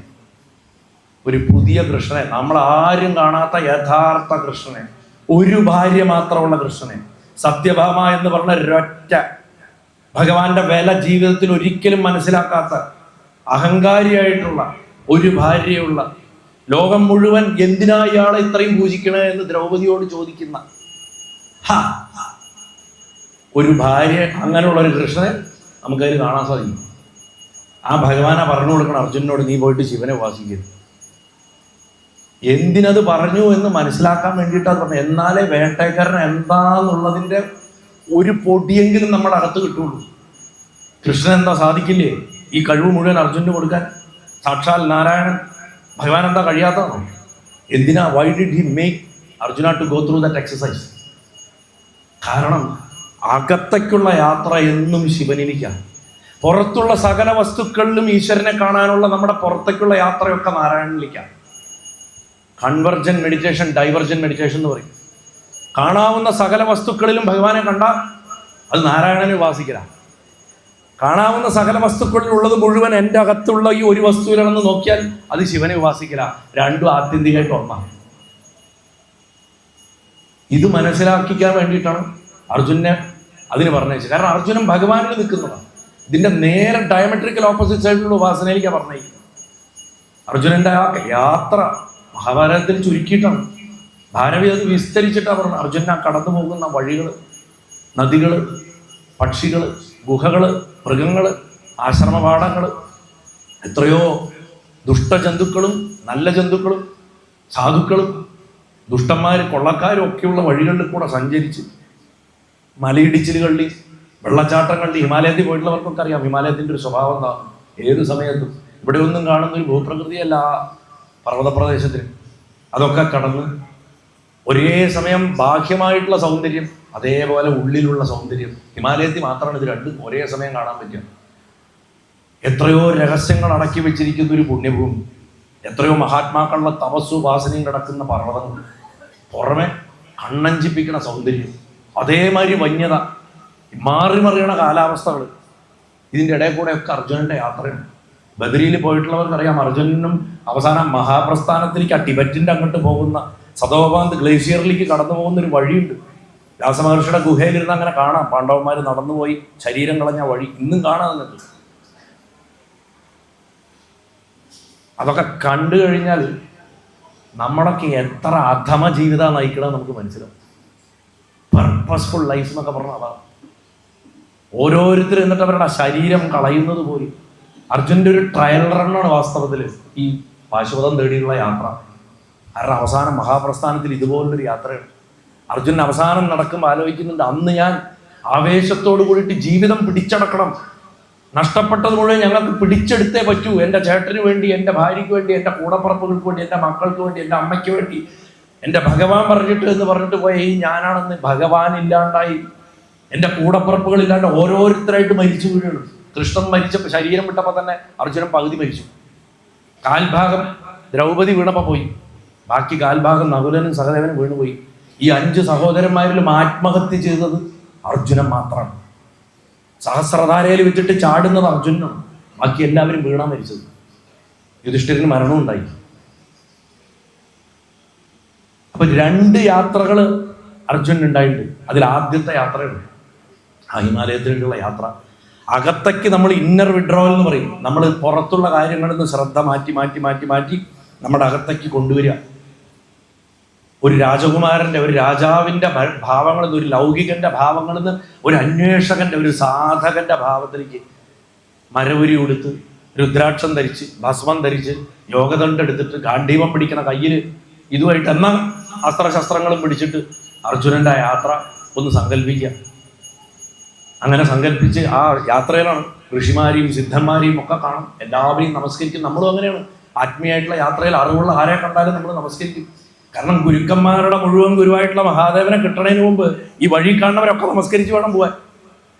സ്വസ്തി ശിവാദിശ്രീ ഗുരുഭ്യോ നമഃ പറയാം അല്ലേ. സകല ഗുരുക്കന്മാരുടെയും നാഥനായിട്ടുള്ള മഹാദേവനെ നമസ്കാരം എന്ന് പറഞ്ഞാൽ നമ്മൾ ഗുരുക്കന്മാരെ നമസ്കരിക്കും. അങ്ങനെ ആ തപസ് ചെയ്യാനുള്ള, അവനവന്റെ കർമ്മം കത്തിക്കുന്ന എന്ത് പ്രവൃത്തിയുണ്ടോ അതാണ് തപസ്. ചൂടുണ്ടാക്കുന്നത് എന്തോ അത് തപസ്. കർമ്മം കത്തിക്കുമ്പോൾ തപസ് സംഭവിക്കും, ശരീരം ചൂടുണ്ട്. അപ്പോൾ ചില വിദ്യകളുണ്ട്. ഒരു പുഷ്പമൊക്കെ എടുത്തിട്ട്, അങ്ങനെ വെള്ള പുഷ്പം അതെടുത്തിട്ട് മഹാദേവൻ്റെ ഒരു പ്രത്യേക മന്ത്രം ജപിച്ചിട്ട് നമ്മുടെ കർമ്മത്തെ മുഴുവൻ നശിപ്പിക്കാൻ അത് ചെയ്തു കഴിഞ്ഞാൽ നമ്മുടെ ശരീരത്തിലെ ചില ചക്രങ്ങൾ തന്നെ ചൂട് പിടിക്കണമായി തോന്നും. കുറച്ച് കഴിയുമ്പോൾ അവിടെ മറുകുമാതിരി ഉണ്ടായിട്ടുണ്ടാവും പൊള്ളിയിട്ട്. കാരണം നമ്മുടെ ശരീരത്തിൽ കർമ്മം എവിടെയാണോ സ്റ്റോർഡ് ആയിരിക്കുന്നത് അതൊരാളുടെ ജാതകം നോക്കി അറിയാൻ പറ്റും.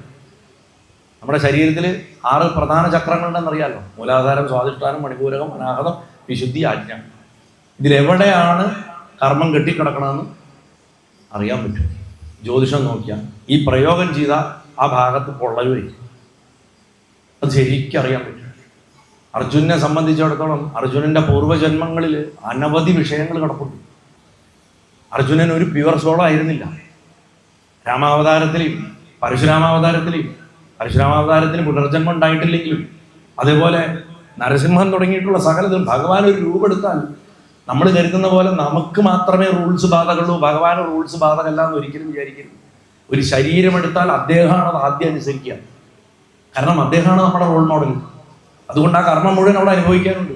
അർജുനനും പലതും അനുഭവിക്കുന്നുണ്ട്. എത്രയോ വേറെയും പൂർവ്വജന്മങ്ങൾ ഭഗവാന്റെ ഉണ്ട്, നമ്മൾ അറിയാത്ത അനവധി. ഇത് മുഴുവൻ കത്തിക്കാൻ കൂടെയാണ് അർജുനൻ പോയതുകൊണ്ട്. ആ കയറി അങ്ങോട്ട് ചെന്ന് ഒരു സ്ഥലം കണ്ടെത്തി, അന്ധകരണ ശുദ്ധിയെ വരുത്തി. അകത്തും പുറത്തും ശുദ്ധി ഉണ്ടാക്കലാണ് അന്ധകരണ ശുദ്ധി, ഭാഗ്യശുദ്ധി ഉണ്ടാക്കുക. പുറത്താണെങ്കിൽ നമ്മൾ കുളിക്കും, പക്ഷെ അന്ധകരണ ശുദ്ധി ആരും ചിന്തിക്കാറില്ല. ആചാര്യന്മാര് ശാന്തി ചെയ്യണവരോടോ തന്ത്രം പ്രാക്ടീസ് ചെയ്യണവരോടോ ചോദിച്ചാൽ പറഞ്ഞു തരും എങ്ങനെയാണ് ആന്തരിക ശുദ്ധി ഉണ്ടാക്കുക എന്ന് ചോദിച്ചാൽ അവർ പറഞ്ഞു തരും മന്ത്രം കൊണ്ട് എങ്ങനെയാ അത് ചെയ്യാം. അർജുനൻ അതെല്ലാം ചെയ്ത് മനസ്സിനെയും ബുദ്ധിയും ചിത്തത്തെയും അഹങ്കാരത്തെയും പിടിച്ചൊതുക്കി നിശബ്ദതയെ ശീലിച്ച് ആവശ്യമില്ലാണ്ട് ഒരു ശബ്ദം പോലും പുറത്തു കൊണ്ടുവരാണ്ട് യഥാർത്ഥ വ്രതം അമ്പലത്തിൽ പോക്ക്,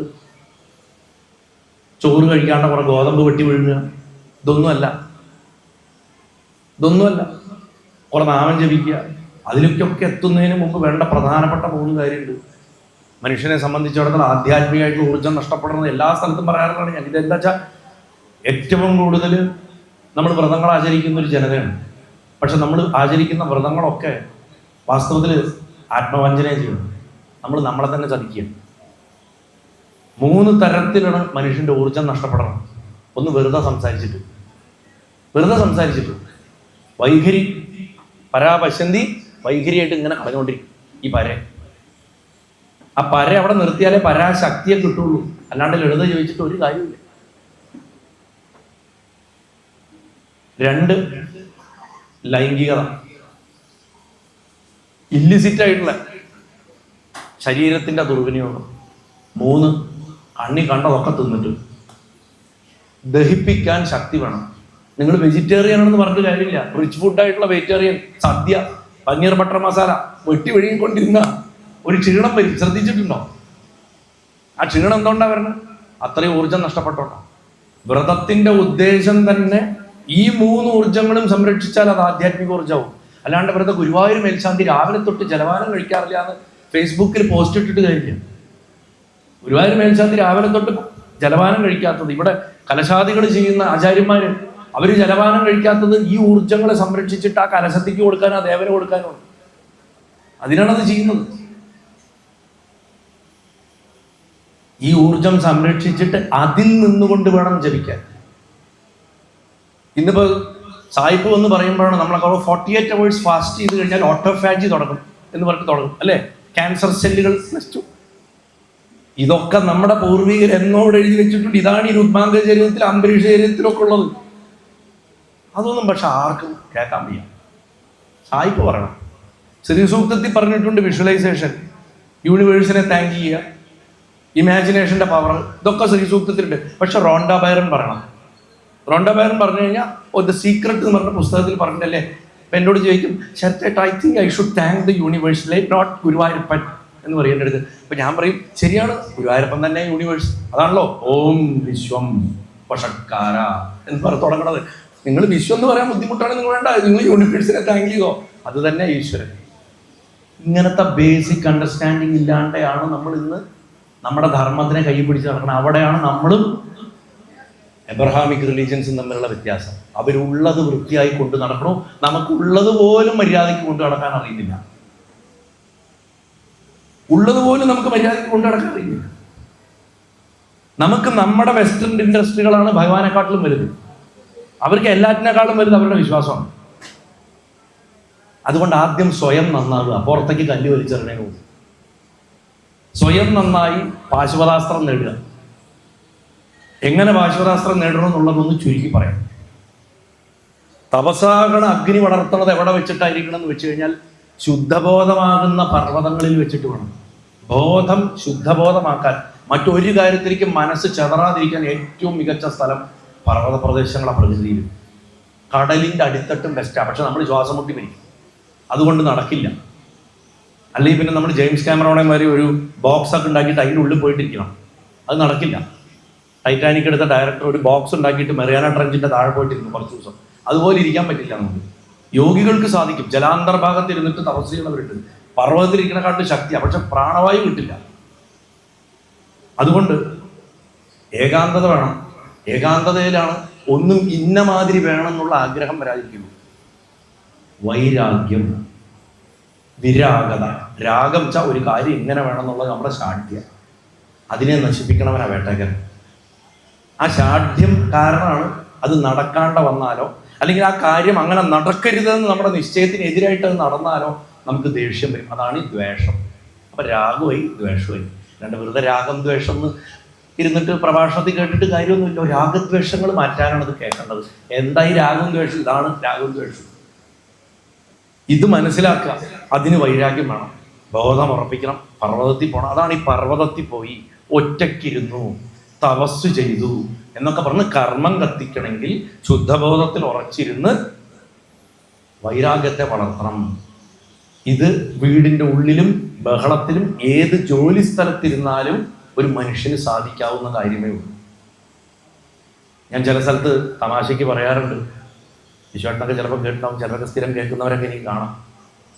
ഞാൻ കാഷായിട്ടിരിക്കുന്ന ഒരു സന്യാസിയാണെങ്കിൽ ഞാനിത് പറഞ്ഞാൽ നിങ്ങളുടെ അമ്മമാരും ചേച്ചിമാരും ചേട്ടന്മാരും ഒക്കെ പറയും, എടാ നിനക്ക് അങ്ങനെയൊക്കെ പറയാം, കുടുംബത്തിൻ്റെ പ്രാരബ്ധം ഞങ്ങൾക്കല്ലേ അറിയുള്ളൂ. നിങ്ങൾ സന്യാസി, നിങ്ങൾക്ക് കുടുംബമില്ല, കുട്ടിയില്ല, മേലെ ആകാശം താഴെ ഭൂമി, ബുദ്ധിമുട്ട് ഞങ്ങൾക്കേ അറിയുള്ളൂ എന്ന് പറയും. എന്നോട് അങ്ങനെ പറയാൻ പറ്റില്ല. ഞാൻ ഗൃഹസ്ഥനാണ്, നല്ലോണം പ്രാരബ്ധങ്ങളുള്ള ആളാണ്, ബുദ്ധിമുട്ടുകളുണ്ട്. എല്ലാ യുദ്ധത്തിൻ്റെ ഇടയിലാണ് ഈ പണി ചെയ്യണത്. 100 കാര്യമാണ്. 24 മണിക്കൂർ 72 മണിക്കൂറാക്കിയിട്ട് ഓടിച്ചുകൊണ്ടിരിക്കണത്. എനിക്ക് പറ്റുമെങ്കിൽ നിങ്ങൾക്ക് എന്തുകൊണ്ട് സാധിക്കില്ല? തീർച്ചയായിട്ടും സാധിക്കും. അതുകൊണ്ടാണ് ഏത് സ്ഥലത്ത് ചെന്ന് കഴിഞ്ഞാൽ ഞാൻ തത്വം കൂടുതൽ പറയണം. തത്വം പറഞ്ഞില്ലെങ്കിൽ ഇവിടെ ഇരുന്ന് യഥാർത്ഥത്തിൽ അന്വേഷിക്കുന്ന ആരോ ഒരാളുണ്ടാവും. ഒരാള് ഇവിടെ ഉണ്ടാവും. ഇല്ലെങ്കിൽ ഇതിന്റെ റെക്കോർഡിംഗ് നാളെ കേൾക്കുന്ന ലക്ഷക്കണക്കിന് ആൾക്കാരിൽ ആരോ ഒരാളുണ്ടാവും. കുറഞ്ഞത് ഒരു 15 ലക്ഷം പേരിൽ ആരെങ്കിലും ഒരാളുണ്ടാവും. ആ ഒരാൾക്ക് വേണ്ടിയിട്ടായിരിക്കും ഗുരുവായൂരപ്പൻ ഇത് പറഞ്ഞു. കഥ പറയാൻ 100 ആൾക്കാരെ നിങ്ങൾക്ക് കൊണ്ടുവരാം. എൻ്റെ പണി ഇതാണ്. അതുകൊണ്ട് ഇതിങ്ങനെ പറഞ്ഞ് അള്ളി പിടിച്ചാൽ കൊടുത്തു നോക്കും. എനിക്കിനി 20 മിനിറ്റ് ഉണ്ട്. ശരിക്കും പറഞ്ഞാൽ എനിക്ക് 1.5 മണിക്കൂർ പൂർണ്ണമായിട്ട് കിട്ടിയിട്ടില്ല. പക്ഷെ ഇത് കുറച്ചെങ്കിലും അകത്തേക്ക് കയറിയിട്ടുണ്ടോ എന്നുള്ളത് മാത്രമേ എനിക്കുള്ളൂ. നിങ്ങൾ ഇവിടുന്ന് പോകുമ്പോൾ you should go with a feeling. You should have got Vettakkar inside. അത്രേ ഉള്ളൂ. എന്തെങ്കിലും പ്രതിസന്ധി നിൽക്കണ ആരെങ്കിലും ഇല്ലാണ്ടിരിക്കില്ല ഇവിടെ. അവർക്കുള്ള ബൂസ്റ്റർ ഡോസ് ആയിട്ട് കണ്ടാൽ മതി. അർജുനന് കിട്ടിയ ബൂസ്റ്റർ ഡോസ് അതാണ്. അമ്പും വില്ലും മാത്രം കയ്യിൽ പിടിച്ച് ശീലിച്ച അർജുനൻ, രാജകൊട്ടാരത്തിന്റെ സ്വർണം പതിച്ചിട്ടുള്ള മേൽക്കൂരുടെ താഴെ കിടന്നൊരു ഉറങ്ങിയ അർജുനൻ കാട്ടിലായി. അതിനുശേഷം എന്താ ഇപ്പോൾ ആകാശം എന്ന് പറയുന്ന വിശാലമായ മേൽക്കൂരുടെ താഴെ വാനപ്രസ്ഥത്തിലാണെങ്കിൽ പോലും കുടിലോ ഗുഹയോ ഉണ്ട്. ഇവിടെ അതുമില്ല. നിശബ്ദതയുടെ വസ്ത്രം മാത്രം എടുത്തിട്ട് ഒരൊറ്റ ആയുധം മാത്രം ധരിച്ചിട്ട് ശ്വാസം. ശ്വാസമാണ് യോഗിയുടെ ആയുധം. ഗുരുവായ വായു, അതിൻ്റെ അപ്പനാണ് ഗുരുവായൂരപ്പൻ. പ്രാണവായുവാണ് ഗുരുവായൂരപ്പൻ. യോഗവിദ്യ അത് മാത്രം ധരിച്ചിട്ട് അകത്ത് ശാന്തമാക്കിയിട്ട് ഉള്ളിലുള്ള സകല ദുഷിപ്പുകളെയും കത്തിച്ചു കളഞ്ഞിട്ട് അർജുനൻ തപസ് ചെയ്യാൻ തുടങ്ങി. അർജുനന്റെ തപസ് ശക്തി പ്രാപിച്ച് വരെ ആധ്യാത്മികമായിട്ടുള്ള താപം പുറത്തേക്ക് വരാൻ തുടങ്ങി. താപം പുറത്ത് വരുമ്പോൾ എന്താവും? നമ്മൾ സാധാരണ കഥകൾ കേട്ടിട്ടുണ്ട്. ധ്രുവൻ തപസ് ചെയ്താലും ഹിരണ്യകശിപു തപസ് ചെയ്താലും നല്ലവനാവട്ടെ ചീത്തയായിട്ടുള്ള ആളാവട്ടെ ആര് തപസ് ചെയ്താലും ലോകത്തിന് ഒരു അസന്തുലിതാവസ്ഥ വരണമെന്ന് പറയും. എന്ത് ഈ ലോകത്തിന് അസന്തുലിതാവസ്ഥ വരണമെന്ന് പറഞ്ഞാൽ ലോകം മായയാണ്. തപസ് ചെയ്യണവനെ സംബന്ധിച്ചിടത്തോളം ആ ലോകം ഇടിഞ്ഞു വീഴാൻ തുടങ്ങും. അത് ആന്തരികമായിട്ട് സംഭവിക്കുന്നതാണ്. അപ്പൊ ഏറ്റവും കൂടെ പേടിക്കാരാ? എൻ്റെ ശക്തി പോകുമോ എന്ന് കരുതി ഭയക്കുന്നത് അവനവൻ്റെ മനസ്സ് തന്നെയാണ്. ഇന്ദ്രിയങ്ങളുടെ രാജാവാണ് മനസ്സ്. ഇന്ദ്രൻ എന്ന് പറയുന്നത് നമ്മുടെ മനസ്സാണ്. നോക്കൂ, എന്ത് നല്ലത് കിട്ടിയാലും ഇന്ദ്രൻ അസൂയപ്പെടാൻ കണ്ടിട്ടില്ലേ? വേണ്ടാത്ത പണികൾ പോയി ചെയ്യണം കണ്ടിട്ടില്ലേ? ഋഷിപത്നിമാരെ കയറി പിടിക്കുക, അല്ലെങ്കിൽ ഏതെങ്കിലും നന്നായിരിക്കേണ്ട ഒരാളെ വലിച്ചു താഴെയിടുക. ഇവിടെ ഇന്ദ്രന് സ്വന്തം മകനായിട്ടുള്ള അർജുനന്റെ തപസ്സിൽ അസൂയ തോന്നി. ഇവൻ ഇനി എൻ്റെ പദവി അടിച്ചെടുക്കുമോ? മനസ്സങ്ങനെയാണ്. സ്വന്തം മക്കൾ, സ്വന്തം അച്ഛനമ്മമാര്, അവനവനെ പോലും ട്രസ്റ്റ് ചെയ്യാൻ പറ്റാത്ത അവസ്ഥയുള്ള മനസ്സുള്ള മനുഷ്യരുണ്ട് ഈ ലോകത്തിൽ. ആചാര്യന്മാർ ഇതൊക്കെ കണ്ടിട്ട് അതൊക്കെ എഴുതി വെച്ചത്. നമ്മുടെ ആചാര്യന്മാരുടെ മുകളിലൊരു സൈക്കോളജിസ്റ്റുകൾ ഈ ഭൂമണ്ഡലത്തിൽ ഉണ്ടായിട്ടില്ല. അതിൽ തന്നെ കൃഷ്ണനെ പോലൊരു സൈക്കാട്രിസ്റ്റും ഈ ഭൂമിയിൽ നടന്നിട്ടുമില്ല. ഇവിടെ കൃത്യമായിട്ട് അർജുനനിൽ നമ്മൾ കാണുന്നതാണ്. അർജുനന്റെ ഉള്ളിൽ എന്തൊക്കെ ഭാഗീയ ചിന്തകളുണ്ടോ അത് മുഴുവൻ ആ അഗ്നിയിൽ ദഹിക്കാൻ തുടങ്ങിയപ്പോൾ അദ്ദേഹത്തിൻ്റെ മനസ്സ് തന്നെ പിടയ്ക്കാൻ തുടങ്ങിയതിൻ്റെ ലക്ഷണമാണ് ഇന്ദ്രൻ ഭയന്നു എന്നാണ്. ദേവന്മാരൊക്കെ ആകെ ഭയന്നു പോയി. ഈഗോയിൻ്റെ പ്രതീകമാണ് ഇന്ദ്രൻ എന്ന് പറഞ്ഞത്. ഈഗോന് എപ്പോഴും ഭയം വരും. എന്താ ഈഗോ? Body സെൻട്രിക്കാണ് ego. നമ്മുടെ ശരീരമാണ് നമ്മളെന്ന് ചിന്തിക്കുന്ന നമ്മുടെ ഒരു ഭയമുണ്ട്. നമ്മൾ തപസ് ചെയ്യുമ്പോൾ ഒരു ഘട്ടെത്തുമ്പോൾ ഈ ശരീരമേ പോകുമോ എന്നൊരു തോന്നൽ വരുമ്പോൾ മരണഭയം പിടികൂടും. ഈ ശരീരം വീഴുന്നത് ഭയക്കും നമ്മൾ. ഇന്ദ്രന്റെ പേടി അതാണ്. ഇന്ദ്രൻ പ്രത്യക്ഷപ്പെടും അർജുനന്റെ മുന്നിൽ. ഒരു ബ്രാഹ്മണന്റെ വേഷത്തിലാണ് വരിക. വന്നിട്ട് പറയും, എന്തിനാണ് ഈ തപസ് ചെയ്യണത്? ഇതിൻ്റെയൊക്കെ ആവശ്യം എന്താണ്? ഇത്രയും വലിയ ആയുധധാരിയായിട്ടുള്ള, ഗാന്ധീവധാരിയായിട്ടുള്ള വിജയൻ എന്ന പേരുള്ള അവിടുന്ന് എന്ത് കാരണം കൊണ്ടാണ് ഈ അസ്ത്രശസ്ത്രങ്ങളൊക്കെ മാറ്റി വെച്ചിട്ട് ഈ കാട്ടിൽ വന്നിട്ട് മരവുരി കൊടുത്തിട്ടിരിക്കുന്നത്? അങ്ങേപ്പോലുള്ള ഒരാൾക്ക് ഇതൊന്നും ചേർന്നതല്ല. തിരിച്ചു പോകൂ, പോയി യുദ്ധം ചെയ്യൂ, അല്ലെങ്കിൽ കാട്ടിൽ പോയിട്ട് ആ വാനപ്രസ്ഥകാലം പൂർത്തിയാക്കൂ. അങ്ങ് ക്ഷത്രിയനല്ലേ? ബ്രാഹ്മണന്റെ ധർമ്മല്ലേ തപസ്? അല്ലെങ്കിൽ പ്രായപൂർത്തിയായിട്ടുള്ള ഒരാൾ, വളരെ പ്രായമായിട്ടുള്ള ഒരാൾ കുടുംബത്തിലെ സകല സുഖങ്ങളും അനുഭവിച്ചതിന് ശേഷമല്ലേ തപസ്സിന് വരേണ്ടത്? ഇത്ര ചെറുപ്പത്തിൽ തപസ്സിന് വരാൻ പാടുമോ എന്നൊക്കെ ചോദിച്ചിട്ട് ഒരുപാട് നിരുത്സാഹപ്പെടുത്തും. എന്നിട്ട് ചോദിക്കും, ഇനി അങ്ങ് എന്തെങ്കിലും പ്രത്യേക വരങ്ങൾക്ക് വേണ്ടിയിട്ടാണോ തപസ് ചെയ്യണം? അങ്ങനെ ആരെങ്കിലും അങ്ങയുടെ അഭിമാനം മുറിപ്പെടുത്തിയോ? അതോ പക വീട്ടാനാണോ? അതോ അങ്ങ് നിസ്സഹായനായതുകൊണ്ട് രക്ഷയ്ക്കാണോ തപസ് ചെയ്യണത് എന്ന് ചോദിച്ചിട്ട് അർജുനന്റെ ഈഗോനെ കുത്തി ആ തപസ്സിനെ ഇളക്കുക. നീ ആരടാ ചോദിക്കാനെന്ന് പറഞ്ഞിട്ട് അർജുനൻ ഒന്ന് ചാടിയാ കഴിഞ്ഞു. അത്രയും ദിവസത്തെ തപസ് പോയി. 10,000 വർഷത്തെ സാധന 1 സെക്കൻഡ് മതി നശിച്ചു പോയി. മഹാദേവന് പോലും സംഭവിച്ചിട്ടുള്ളതാണ്, പിന്നെയല്ലേ മനുഷ്യർക്ക്. ആ കാമനെ കത്തിക്കുന്ന സമയം എങ്ങനെ ഉണ്ടായത്? അത്രയും ദിവസത്തെ തപസ് പോയി. ആ തപസ് കത്തിപ്പോയി. ഉടനെ അർജുനൻ ഇന്ദ്രൻ ആഗ്രഹിച്ച രീതിയിലല്ല മറുപടി പറഞ്ഞത്. നമസ്കരിച്ചു, ധർമ്മത്തെക്കുറിച്ച് പറഞ്ഞു. ഞാൻ ധർമ്മത്തിന് വേണ്ടിയിട്ടാണ് തപസ് ചെയ്യുന്നത്. ധർമ്മം സംരക്ഷിക്കാനുള്ള തയ്യാറെടുപ്പാണ് എൻ്റെ ജീവിതം. ഇതിന് സമാനമായിട്ടൊരു വരി ദ്രൗപദിയുടെ അടുത്ത് കൃഷ്ണൻ പറയുന്നുണ്ട്. ആ ദൂതിന് തൊട്ടു മുമ്പ് ദുര്യോധനവധം കഥകളി കണ്ടിട്ടുള്ളവർക്കറിയാം. കേശവാ കേശം ഇത് കാണുക എന്ന് പറഞ്ഞിട്ടൊരു പദമുണ്ട്. എൻ്റെ അഴിഞ്ഞ മുടി കണ്ടോ, ഇതോർത്തിട്ടെങ്കിലും യുദ്ധം അനിവാര്യമാക്കണം എന്നാ പറഞ്ഞു ഭഗവാന്റെ അടുത്ത്. ആ സമയത്ത് അത് വയസ്കര മൂസ എഴുതിയതാണ്, മഹാഭാരതത്തിലില്ല. എന്നാലും മഹാഭാരതത്തിലുള്ളൊരു വരിയുണ്ട്. ദുര്യോധനന്റെ തൊട തകർക്കും, ദുശാസനന്റെ മാറല ചുടുചോര എടുത്തിട്ട് ഭീമസേനൻ മൃഗോദരൻ, ചെന്നായുടെ വയറുള്ളവൻ എന്നാണ് മൃഗോദരൻ എന്ന് പറഞ്ഞ അർത്ഥം. അവൻ എൻ്റെ മുടി കെട്ടി ഇട്ടു തരണം, എൻ്റെ ഈ പ്രതിജ്ഞ നടത്തി തരണം പറയുമ്പോൾ ഭഗവാൻ പറയും, സഖേ കൃഷ്ണേ, ദുര്യോധനോടുള്ള നിന്റെ പ്രതികാരം എനിക്ക് നന്നായിട്ട് മനസ്സിലാവും, അവൻ്റെ വംശത്തോടുള്ള നിന്റെ പ്രതികാരം എനിക്ക് മനസ്സിലാവും. പക്ഷേ നിന്റെ പ്രതികാരത്തിന് വേണ്ടിയിട്ട് അവൻ നശിക്കണമെന്ന് നീ എന്നോട് പറയല്ലേ. ലോക നന്മയ്ക്ക് വേണ്ടിയിട്ട് അവൻ നശിക്കണമെന്ന് നീ എന്നോട് പറ, ഞാൻ നടത്തി തരാം. ഭഗവാന്റെ അടുത്ത് എന്ത് പ്രാർത്ഥിക്കുമ്പോഴും നമ്മുടെ അതേ ദുരിതമുള്ള ലക്ഷക്കണക്കിന് കോടിക്കണക്കിന് ജീവികൾ ഈ ലോകത്തിലുണ്ട് എന്നുള്ള ബോധ്യത്തോട് കൂടിയിട്ട് അവർക്കും കൂടെ വേണ്ടി പ്രാർത്ഥിക്കുമ്പോഴാണ് ഭഗവാനെ എനിക്ക് മക്കളില്ല, എൻ്റെ മക്കൾക്ക് ജോലിയില്ല എന്ന് പറയുമ്പോൾ മറ്റുള്ളവരുടെ മക്കൾക്ക് എത്രയോ പേർക്ക് ജോലിയില്ലാത്തവരുണ്ട്, അവർക്കും ജോലി കൊടുക്കണം, അവർക്കും കുഞ്ഞുങ്ങൾ ഉണ്ടാവണം, അവരുടെ രോഗം മാറ്റണം എന്ന് പറഞ്ഞ് പ്രാർത്ഥിക്കുക. എന്തിനാ അല്ലെങ്കിൽ നാരായണീയം വായിക്കണത്? എൻ്റെ വാതരോഗം മാറ്റിത്താന്നാണോ പറഞ്ഞിരിക്കണത്? വിശ്വപീഡാപഹത്യ എന്നാണ് ഭട്ടതിരി എഴുതി വെച്ചല്ലേ. ഇതിപ്പോൾ ഇന്ന് 1-ാം ഭാഗം ഇറങ്ങിയിട്ടുണ്ട്. ഗുരുവായൂർ ഞാൻ ചെയ്ത പ്രഭാഷണത്തിൻ്റെ യൂട്യൂബിൽ ഇന്ന് ഇറങ്ങിയിട്ടുണ്ട്. നെൽപ്പത്തൂരും ഗുരുവായൂരപ്പൻ എന്ന് പറഞ്ഞിട്ടുള്ള എൻ്റെ ഗുരുവായൂർ കിഴക്കേ ബ്രാഹ്മണ സമൂഹത്തിൽ നടന്നത് 1-ാം ദിവസത്തെ പ്രഭാഷണം. ഗുരുവായൂർ ഭട്ടതിരി എത്തുന്നവരെയുള്ളതിൻ്റെ കഥയാണ് 1-ാം ഭാഗം വരുന്നത്. 2-ാം ഭാഗം നാരായണീയം എഴുതുമ്പോൾ ഭഗവാനും അദ്ദേഹവും തമ്മിലുണ്ടായിട്ടുള്ള സംഭാഷണങ്ങൾ 3-ാം ദിവസം ഭട്ടതിരിയുടെ മോക്ഷമുണ്ട്. അതിൽ 3 ദിവസവും പറഞ്ഞിട്ടുണ്ട്. ഭട്ടതിരി ഒരിക്കലും അവനവന് വേണ്ടിയിട്ടല്ലാതെ എഴുതി, നമ്മൾ ഓരോരുത്തർക്ക് വേണ്ടിയിട്ട്, തലമുറകൾക്ക് വേണ്ടിയിട്ട് എഴുതി വെച്ചു. അതുകൊണ്ട് അതൊക്കെ കാലാതിവർത്തിയായി തീർന്നു.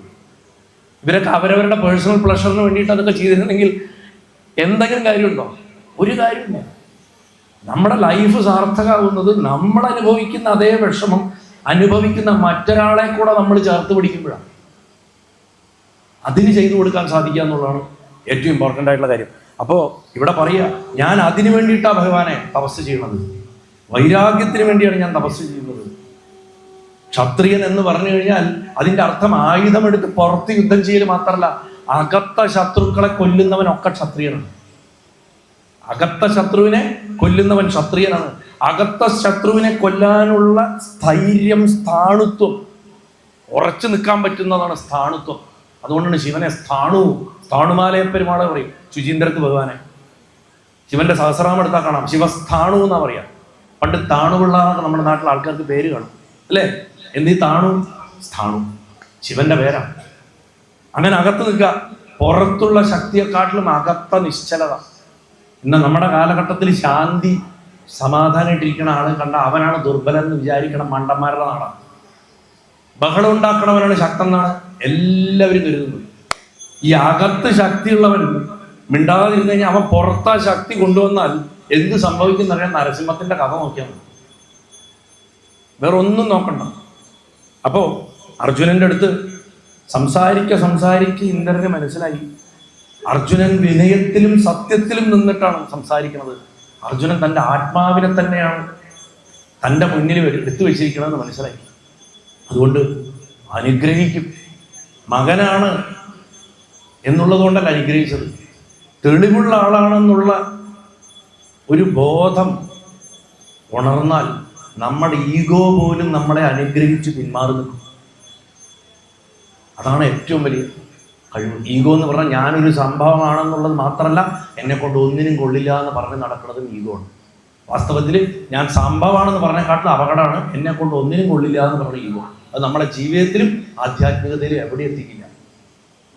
ഇവിടെ അർജുനന്റെ ഈഗോ, അർജുനന്റെ ലക്ഷ്യബോധം, ആ ലക്ഷ്യത്തിനെ കുറിച്ചുള്ള വ്യക്തത, ക്ലാരിറ്റി ഓഫ് പർപ്പസ്. നമ്മൾ ഏതൊരു കാര്യത്തിന് ഇറങ്ങി പുറപ്പെടുമ്പോഴും അത് ക്ലാരിറ്റി ഉണ്ടാവണം. അതാണ് ഇന്ദ്രൻ ടെസ്റ്റ് ചെയ്തത്. നമ്മുടെ ഈഗോയാണ് അത് ആദ്യം ടെസ്റ്റ് ചെയ്യുക. നമ്മളെ ഏത് പ്രവൃത്തിയിൽ ഇറങ്ങി നോക്കൂ, നമ്മുടെ ഉള്ളിലിട്ട് ഒരാൾ ചോദിക്കും നിന്നെ കൊണ്ടൊക്കെ പറ്റുമോ, എന്തുകൊണ്ടാണ് നിന്നെ കൊണ്ട് പറ്റുമോ ചോദിക്കുന്നത്. അതിനെക്കുറിച്ച് കൃത്യമായി പഠിച്ചിട്ടുള്ള ആളാണ് നമ്മളെന്നുണ്ടെങ്കിൽ പറ്റും, എനിക്ക് സാധിക്കും എന്ന് നമ്മൾ പറയും നമ്മളോട് തന്നെ. വേറെ ആരെ ബോധ്യപ്പെടുത്തുന്നതിന് മുമ്പ് നമ്മൾ ആദ്യം കൺവിൻസ്ഡ് ആക്കേണ്ട നമ്മുടെ അകത്തിരിക്കുന്ന സംശയങ്ങളെ. 100 ആൾക്കാർ തലവെക്കും, പുറത്ത് 5 പേരെ ഉണ്ടാവുള്ളൂ. ഒരു ഭാര്യയോ അമ്മയോ അച്ഛനോ ചോദിക്കുകടാ നിന്നെ കൊണ്ട് ഇതൊക്കെ പറ്റുമോ എന്ന് ചോദിക്കും. പക്ഷെ ഈ അകത്തായിരിക്കും ഒരു 5000 പേര് നിന്നിട്ട് നടക്കില്ല നടക്കില്ല നടക്കില്ല എന്ന് പറഞ്ഞിട്ട്. അർജുനന്റെ അകത്തിരിക്കുന്ന ആ പർപ്പസ് ഇന്ദ്രൻ പരീക്ഷിച്ചു. ഇന്ദ്രൻ തന്നെ മനസ്സ് എന്നുള്ള ബോധ്യം നമുക്കുണ്ടെങ്കിൽ അവിടെ നമുക്ക് ഇന്ദ്രനെ ജയിക്കാനുള്ള വിദ്യയെ കഥയിലുണ്ട്. തപസ് എന്ന് പറഞ്ഞാൽ എല്ലാം അടക്കി സപ്രസ്ഡ് ആയിട്ട് ഇരിക്കലല്ല, പ്രകൃതിയായിട്ട് അലൈൻഡ് ആവല തപസ്. പ്രകൃതിക്കൊരു താളുണ്ട്, ഒരു ഋതം. അതാണ് നമ്മൾ മന്ത്രത്തിൽ പറഞ്ഞത്, ഋതം സത്യം പരബ്രഹ്മം പുരുഷം കൃഷ്ണവിങ്കളം. പ്രപഞ്ചത്തിനൊരു താളുണ്ട്. ഞാൻ ചില തമാശയ്ക്ക് പറഞ്ഞു, നമ്മുടെ ഈ കിഴക്കൻ പാലക്കാട് ഭാഗത്ത് എൻ്റെ അമ്മൂമ്മയുടെ തറവാട് ഇവിടെ എത്തനൂരാണ്. അവിടെ അമ്മൂമ്മയൊക്കെ ഉപയോഗിക്കുന്ന പണ്ടൊരു വാക്കുണ്ട്, അവനൊരു താളം കെട്ടതാ പറയും. അവനൊരു താളം കെട്ടതാണ്. നമ്മൾ പാലക്കാട് ഭാഗത്ത് മാത്രമുള്ള മനോഹരമായിട്ടൊരു പ്രയോഗമാണ്. പക്ഷെ എത്ര അർത്ഥവത്തറിയോ അത്. താളം പോയവൻ എന്നാണ് അതിൻ്റെ അർത്ഥം. പ്രകൃതിയായിട്ട് അലൈൻമെന്റിലല്ല അവൻ. നമ്മൾ 99% ആൾക്കാരും ഒന്ന് താളം കെട്ട അവസ്ഥയിലാണ്. അപ്പൊ ആ താളക്കേടിനെ മാറ്റാനാണ് തപസ് ചെയ്യേണ്ടത്, ആ താളക്കേട് മാറ്റാൻ വേണ്ടിയിട്ട്. എന്നിട്ട് കിട്ടുന്നതിൻ്റെ ഫലം എന്താ? ഒരു ശക്തി, അറിവിൽ അധിഷ്ഠിതമായിട്ടുള്ള ശക്തി. എന്തറിവ്? ഞാനും ഇതും ഒന്നാണ് എന്നുള്ള തത്വമസി എന്നുള്ള അറിവ്. അതിൽ നിന്നുകൊണ്ട് തപസ് ചെയ്തുകൊണ്ട് കിട്ടണ അറിവുകൊണ്ട് എന്ത് കിട്ടും എന്ന് ചോദിച്ചാൽ, ആരെയും നിഷ്കാമമായിട്ടും സേവനം ചെയ്യാനുള്ള ശക്തി കിട്ടും. ഒരു ക്ഷത്രിയൻ, ഒരു ഭരണാധികാരി എന്നുള്ള നിലയ്ക്ക് അർജുനന്റെ കടമ എന്താ? ടു സെർവ് വിത്ത് ഡിറ്റാച്ച്മെന്റ് അല്ലേ? കർമ്മം ഫലം ഇച്ഛിക്കാണ്ട് അതിനുള്ള ശക്തിക്ക് വേണ്ടിയിട്ടാണ് ഈ തപസ്. ഇല്ലെങ്കിൽ എന്താ വെച്ചാൽ എനിക്കത് വേണം ഇത് വേണം എന്നുള്ള ആഗ്രഹത്തോട് കൂടിയിട്ട് എത്ര പണിയെടുത്താലും നമുക്കതിന് ഒരു ഫലവും നമുക്ക് യഥാർത്ഥത്തിൽ കിട്ടില്ല, തൃപ്തി കിട്ടില്ല, യഥാർത്ഥ വൈരാഗ്യം സംഭവിക്കില്ല. ഈ ഭാവം വന്നിട്ടുള്ള ആള്, നിങ്ങൾ മെഴ്സിഡീസ് ബെൻസിൽ സഞ്ചരിച്ചോ, 5 സ്റ്റാർ ഹോട്ടലിൽ കിടന്നുറങ്ങിക്കോ, വെട്ടിത്തിളങ്ങണ വസ്ത്രങ്ങൾ ധരിച്ചോ, എന്ത് വേണമെങ്കിലും ചെയ്തോ. നിങ്ങൾ ഒരു കാഷായ വേഷമോ ഒരു രുദ്രാക്ഷമാല ഒരു കീറിപ്പറഞ്ഞ വസ്ത്രം നടക്കണ്ട. നിങ്ങളുടെ അകത്ത് നിങ്ങൾക്ക് ഈ ബോധമുണ്ടോ, നിങ്ങൾ യോഗിയാണ്. ഏറ്റവും വലിയ എക്സാമ്പിൾ സാക്ഷാൽ കൃഷ്ണൻ തന്നെയാണ്. ചുറ്റും പ്രലോഭനങ്ങളുടെ കടലാണ്. സ്ത്രീകള്, സമ്പത്ത്. ജീവിച്ചിരുന്ന കാലത്ത് ഏറ്റവും വലിയ ബിസിനസ് മാഗ്നറ്റാ, കിങ് മേക്കറാണ്. ഒരിക്കലും രാജാവായിരുന്നില്ല, രാജാക്കന്മാരെ ഉണ്ടാക്കിയവനാ അല്ലേ? തട്ടേണ്ടവരെ തട്ടിയിട്ടുണ്ട്, നിർത്തേണ്ടവരെ നിർത്തിയിട്ടുണ്ട്, ഒക്കെ ചെയ്തിട്ടുള്ള ആളാ. പക്ഷെ അകത്ത് ഇതുമായിട്ട് ഒന്നും ഒരു ബന്ധമില്ലാത്ത ഒരു മനസ്സ് അദ്ദേഹത്തിനുണ്ടായിരുന്നു. ഇല്ലെങ്കിൽ എവിടെയെങ്കിലും കാണോ എൻ്റെ കുടുംബം മുടിക്കാൻ ഒരു മകനെ തരണേ എന്ന് പറഞ്ഞിട്ട് മഹാദേവനോട് പ്രാർത്ഥിക്കാനുള്ള ധൈര്യം നമ്മൾ പ്രാർത്ഥിക്കുമോ? എൻ്റെ കുടുംബം നശിക്കാൻ ഒരു മകനെ തരണേ. സാമ്പൻ എങ്ങനെയാണ് ജനിക്കുന്നത്? അപ്പോ ശിവൻ എന്ന് പറഞ്ഞാൽ വൈരാഗ്യത്തിന്റെ ഹൈറ്റാണ്. ആ വൈരാഗ്യത്തിന്റെ ഹൈറ്റായിട്ടുള്ള ആളുടെ ഏറ്റവും റോ ആയിട്ടുള്ള ഭാവം ഏതാന്ന് ചോദിച്ചാൽ അത് കിരാതനാണ്. ആ കിരാതനെ കാണാൻ വേണ്ടിയിട്ടാണ് അർജുനൻ തപസ് ചെയ്തത്. ഇന്ദ്രൻ അനുഗ്രഹിച്ചു, നിനക്ക് സാധിക്കും, നീ കാണും, നിന്നെ ഞാനിത് അനുഗ്രഹിച്ചിരിക്കണമെന്ന് പറഞ്ഞു. നിനക്ക് സാക്ഷാൽ മഹാദേവന്റെ പ്രത്യക്ഷ ദർശനം ഉണ്ടാവട്ടെ, നിനക്ക് അദ്ദേഹത്തിൽ നിന്ന് സകല വരങ്ങളും കിട്ടട്ടെ, ഞാൻ നിന്നെ വൈകാണ്ട കാണുന്നതാണ് എന്ന് പറഞ്ഞിട്ട് തൻ്റെ സ്വരൂപം പ്രദർശിപ്പിച്ചു. അച്ഛനെ കണ്ടു, നമസ്കരിച്ചു. ഇന്ദ്രൻ അവിടെ നിന്ന് അപ്രത്യക്ഷനായി. അർജുനൻ വീണ്ടും തപസ് തുടങ്ങി. ആ സമയത്ത് അന്തരീക്ഷം മാറാൻ തുടങ്ങി. കാമദേവൻ വരുമ്പോൾ വസന്തം വരണു, പുഷ്പങ്ങൾ വിടരണു, വണ്ടുകൾ മൂളുന്നു, സൗരഭ്യം വരണു. ഇതുപോലെയൊന്നുമല്ല, മഹാദേവനാ വരണത്. മഹാദേവൻ വരാൻ പോകുമ്പോൾ ആ നട തുറക്കുമ്പോൾ ഒരന്തരീക്ഷം മാറും ഇല്ലേ? ആ അന്തരീക്ഷത്തിന്റെ മാറ്റം പ്രകൃതിയിൽ ഓരോ ചരാചരങ്ങളിലും അറിയും. എങ്ങനെയാ അറിയാം? ഒരു തൃപ്തി വരും. മഹാദേവൻ വരുന്നുണ്ടെങ്കിൽ ഉള്ളിലൊരു നിറവറിയും, ഒരു നിറവുണ്ടാവും, ശാന്തത, തൃപ്തി. ആ സമയത്ത് പർവ്വതങ്ങളൊക്കെ ഒന്ന് ചെറുതായിട്ട് വിറകൊണ്ടു അത്ര സന്തോഷം കൊണ്ട്. കുടിമുടികളിലൊക്കെ ഒരു അല പോയി, ഇങ്ങനെ ഒരല. പക്ഷികളും മൃഗങ്ങളും ഒക്കെ അവരുടെ പടപടപ്പൊക്കെ മാറ്റിയിട്ട് നിശബ്ദരായി ശാന്തരായിട്ടിരിക്കും. ആരും അനങ്ങിയില്ല. തല വെട്ടിത്തിരിക്കണ മാനുകളും പക്ഷികളും പോലും അനങ്ങിയില്ല എന്നാ പറഞ്ഞു. എല്ലാവരും വഴിയുടെ ഒരറ്റത്തേക്ക് തന്നെ നോക്കിക്കൊണ്ടിരുന്നു. അർജുനന്റെ ആ തപസ്ഥാനത്തേക്ക് കുറ്റിക്കാടുകളിൽ കൂടെ കടന്നു വരുന്ന ഒരു വഴിയിലേക്ക് തന്നെ നോക്കിക്കൊണ്ടിരുന്നു. ആ സമയത്ത് സന്യാസിമാർ തപസ് വിട്ട് അറിയാതെ ഉണർന്നു പോയി. അവർ വിചാരിച്ചു നമ്മളെന്താ ഉണർന്നത്? കാരണം എന്തിനാണ് ഈ അകത്തന്വേഷിച്ചുകൊണ്ടിരുന്നത്? ഇതാ പുറത്തു വരാൻ പോകണം, അതുകൊണ്ട് ഉണർന്നു പോയി. അങ്ങനെ ഉണർന്നു. ആകാശം കറുത്തു, കൊടുങ്കാറ്റ് വന്നില്ല. പക്ഷെ കറുപ്പിൽ ഒരു സൗന്ദര്യം വന്നു. കാർമേഘം വന്ന് നിറഞ്ഞു നിന്നു. പക്ഷെ ഒട്ടും എന്താ പറയുക, ഭീകരമായിട്ടുള്ള ഒരു ദുർനിമിത്തങ്ങളും, ഉൽക്കകൾ വരിക, നക്ഷത്രങ്ങൾ മിന്നിമറിയേ, അഗ്നി വർഷിക്കുക, ഒന്നും നടന്നില്ല. ജലധാര ഉണ്ടായില്ല. മനോഹരമായിട്ടുള്ളൊരു വിചിത്രമായിട്ടുള്ള ഒരവസ്ഥ. രുദ്രതത്വം പ്രകൃതിയിൽ ഉണരാൻ തുടങ്ങി. രുദ്രതത്വം, കരയിപ്പിക്കണവന്റെ തത്വം. ആരാ രുദ്രൻ? എന്താ രൗദ്രത? രുദ്രന്റെ ക്വാളിറ്റിയാണ് രൗദ്രത. നമ്മൾ രൗദ്രത പറഞ്ഞാൽ അതാണെന്ന വിചാരം. കരയിപ്പിക്കണവന്റെ തത്വമാണ്. എന്താ കരയിപ്പിക്കണം? പിച്ചിട്ടും നുള്ളിയിട്ടും കുത്തിയിട്ടും അല്ല, ആനന്ദം കൊണ്ട് കരയിപ്പിക്കണവൻ. നാരായണീയത്തിൽ പറയില്ലേ, പരമാനന്ദ സന്തോഷ ലക്ഷ്മി എന്ന് പറയും. അത് ചെയ്യിപ്പിക്കണവനാണ് രുദ്രൻ. അത് ഉണരാൻ തുടങ്ങി. ആ സമയത്ത് കാടുകളുടെ അകത്ത് ഇലകളൊക്കെ അനങ്ങാണ്ട് നിന്നു, വൃക്ഷങ്ങൾ അനങ്ങിയില്ല. നദികൾ ഒഴുക്ക് നിർത്തി കാത്തു നിന്നു. ഞങ്ങൾ കടന്നുപോയാൽ ഈ കാഴ്ച നഷ്ടപ്പെട്ടാലോ എന്ന് പറഞ്ഞിട്ട് ജലം അവിടെ നിന്നു, ഒഴുക്ക് നിന്നുപോയി. ആകാശത്ത് വായു ഒരു നിമിഷം അങ്ങോട്ടും അങ്ങോട്ടും അനങ്ങിയില്ല. അന്തരീക്ഷത്തിൽ താപം വർദ്ധിക്കാൻ തുടങ്ങി. പക്ഷികളൊക്കെ താഴോട്ട് ഇറങ്ങി വന്നു. അർജുനൻ മാത്രം ഈ ചുറ്റും നടക്കണതൊന്നും അറിഞ്ഞില്ല, ഒന്നും അറിഞ്ഞില്ല. അർജുനന്റെ അകത്ത് നിശബ്ദത വർദ്ധിച്ചു വർദ്ധിച്ചു വർദ്ധിച്ചു വന്നു. യഥാർത്ഥ തപസ് ബോധത്തിനെ ഷാർപ്പാക്കി, അസ്ത്രത്തിന് തുല്യമാക്കി കൊണ്ടുവന്നു. ആ സമയത്ത് പുറം ലോകം മുഴുവൻ വിറയ്ക്കുമ്പോഴും, ഏത് ബഹളത്തിലിരുന്നാലും അകത്ത് ശാന്തത കൊണ്ടുവരുന്നവനാരോ അവനെ ഭഗവാനെ കാണുള്ളൂ. അല്ലാണ്ട് നമ്മൾ ഏത് കൊടുങ്കാട്ടിൽ പോയിട്ട് ഒറ്റയ്ക്ക് അടച്ചിരുന്നാലും അകത്ത് ബഹളമാണെങ്കിൽ ഒരിക്കലും മഹാദേവനെ കാണില്ല. അവിടെ ഭഗവാന്റെ വരവ് സാധാരണ വരവല്ല. അദ്ദേഹം വരുന്ന സമയത്ത് നിശബ്ദത ഭഞ്ജിക്കപ്പെടും. എന്തൊക്കെ ക്രമങ്ങൾ ഈ ലോകത്തിലുണ്ടോ അത് മുഴുവൻ താറുമാറാക്കി കളയും ഭഗവാൻ. വിഗ്രഹങ്ങളെ തകർക്കണവനാണ് ശിവൻ. വ്യവസ്ഥാപിതമായിട്ടുള്ള നിയമങ്ങളെ മുഴുവൻ കാറ്റിപ്പുറത്തും. അടിസ്ഥാനമായിട്ടുള്ള സകല അറിവുകളും വർഷിക്കും ഭഗവാൻ. പ്രകൃതിയെ കണ്ണാടിയാക്കിയിട്ടാണ് വരണത്. ഭഗവാന്റെ വരവ് കണ്ടിട്ട് പ്രകൃതി പേടിക്കുകയല്ല, ഭഗവാൻ വരണു എന്നുള്ള തിരിച്ചറിവിലായിരുന്നത്. കോസ്മിക് ആയിട്ടുള്ളൊരു എനർജിയാണ് വരണത്. എന്തിൻ്റെ? സംഹാരത്തിൻ്റെയും പുനർനിർമ്മാണത്തിൻ്റെയും ശക്തിയാണ് രുദ്രൻ. ആ ഭഗവാനാണ് വരണത്. അർജുനെ സംബന്ധിച്ചിടത്തോളം അർജുനൻ ഒരു തപസ്വിയാണ്, എന്നാ യോദ്ധാവുമാണ്. അദ്ദേഹത്തിൻ്റെ മനസ്സിൽ കാറ്റടിച്ചില്ല, വൃക്ഷങ്ങൾ ആടിയില്ല, ആകാശം കറുത്തില്ല, വെളിച്ചം മാത്രം കണ്ടുകൊണ്ടിരുന്നു. ആ സമയത്ത് അർജുനന്റെ ശ്വാസം പൂർണ്ണമായിട്ടും നിലച്ചുപോയി. യോഗിയുടെ ശ്വാസം പൂർണ്ണമായിട്ടും നിലയ്ക്കുമ്പോൾ മനസ്സ് നിൽക്കും, മനസ്സ് ബ്ലാങ്ക് ആയി പോകും, ഇല്ലാണ്ടാവും. ചിത്തവൃത്തി നിരോധം, യോഗം സംഭവിക്കും. പതഞ്ജലി മഹർഷി പറഞ്ഞ ഭാവം അതാണ്. യോഗസൂത്രം 1-ാം വാക്യമാണ്. മനസ്സില്ലാതാവുന്ന സമയത്ത് ഭഗവാനെ കാണും. ആ ഭഗവാൻ പ്രത്യക്ഷപ്പെടുന്ന സമയത്ത് അർജുനന്റെ ശ്വാസം നിന്നുപോയപ്പോൾ പ്രപഞ്ചം ഒരു ശ്വാസം എടുത്തു എന്നാണ് ഭാരവി എഴുതിയത്. പ്രപഞ്ചം മുഴുവൻ എന്നിട്ട് ശ്വാസം എടുത്തു അത്രേ. കാരണം ഭഗവാന്റെ ആ വരവ്. അർജുനന്റെ ശ്വാസം നിന്നപ്പോഴാണ് പ്രകൃതി ശ്വാസം എടുത്തത്.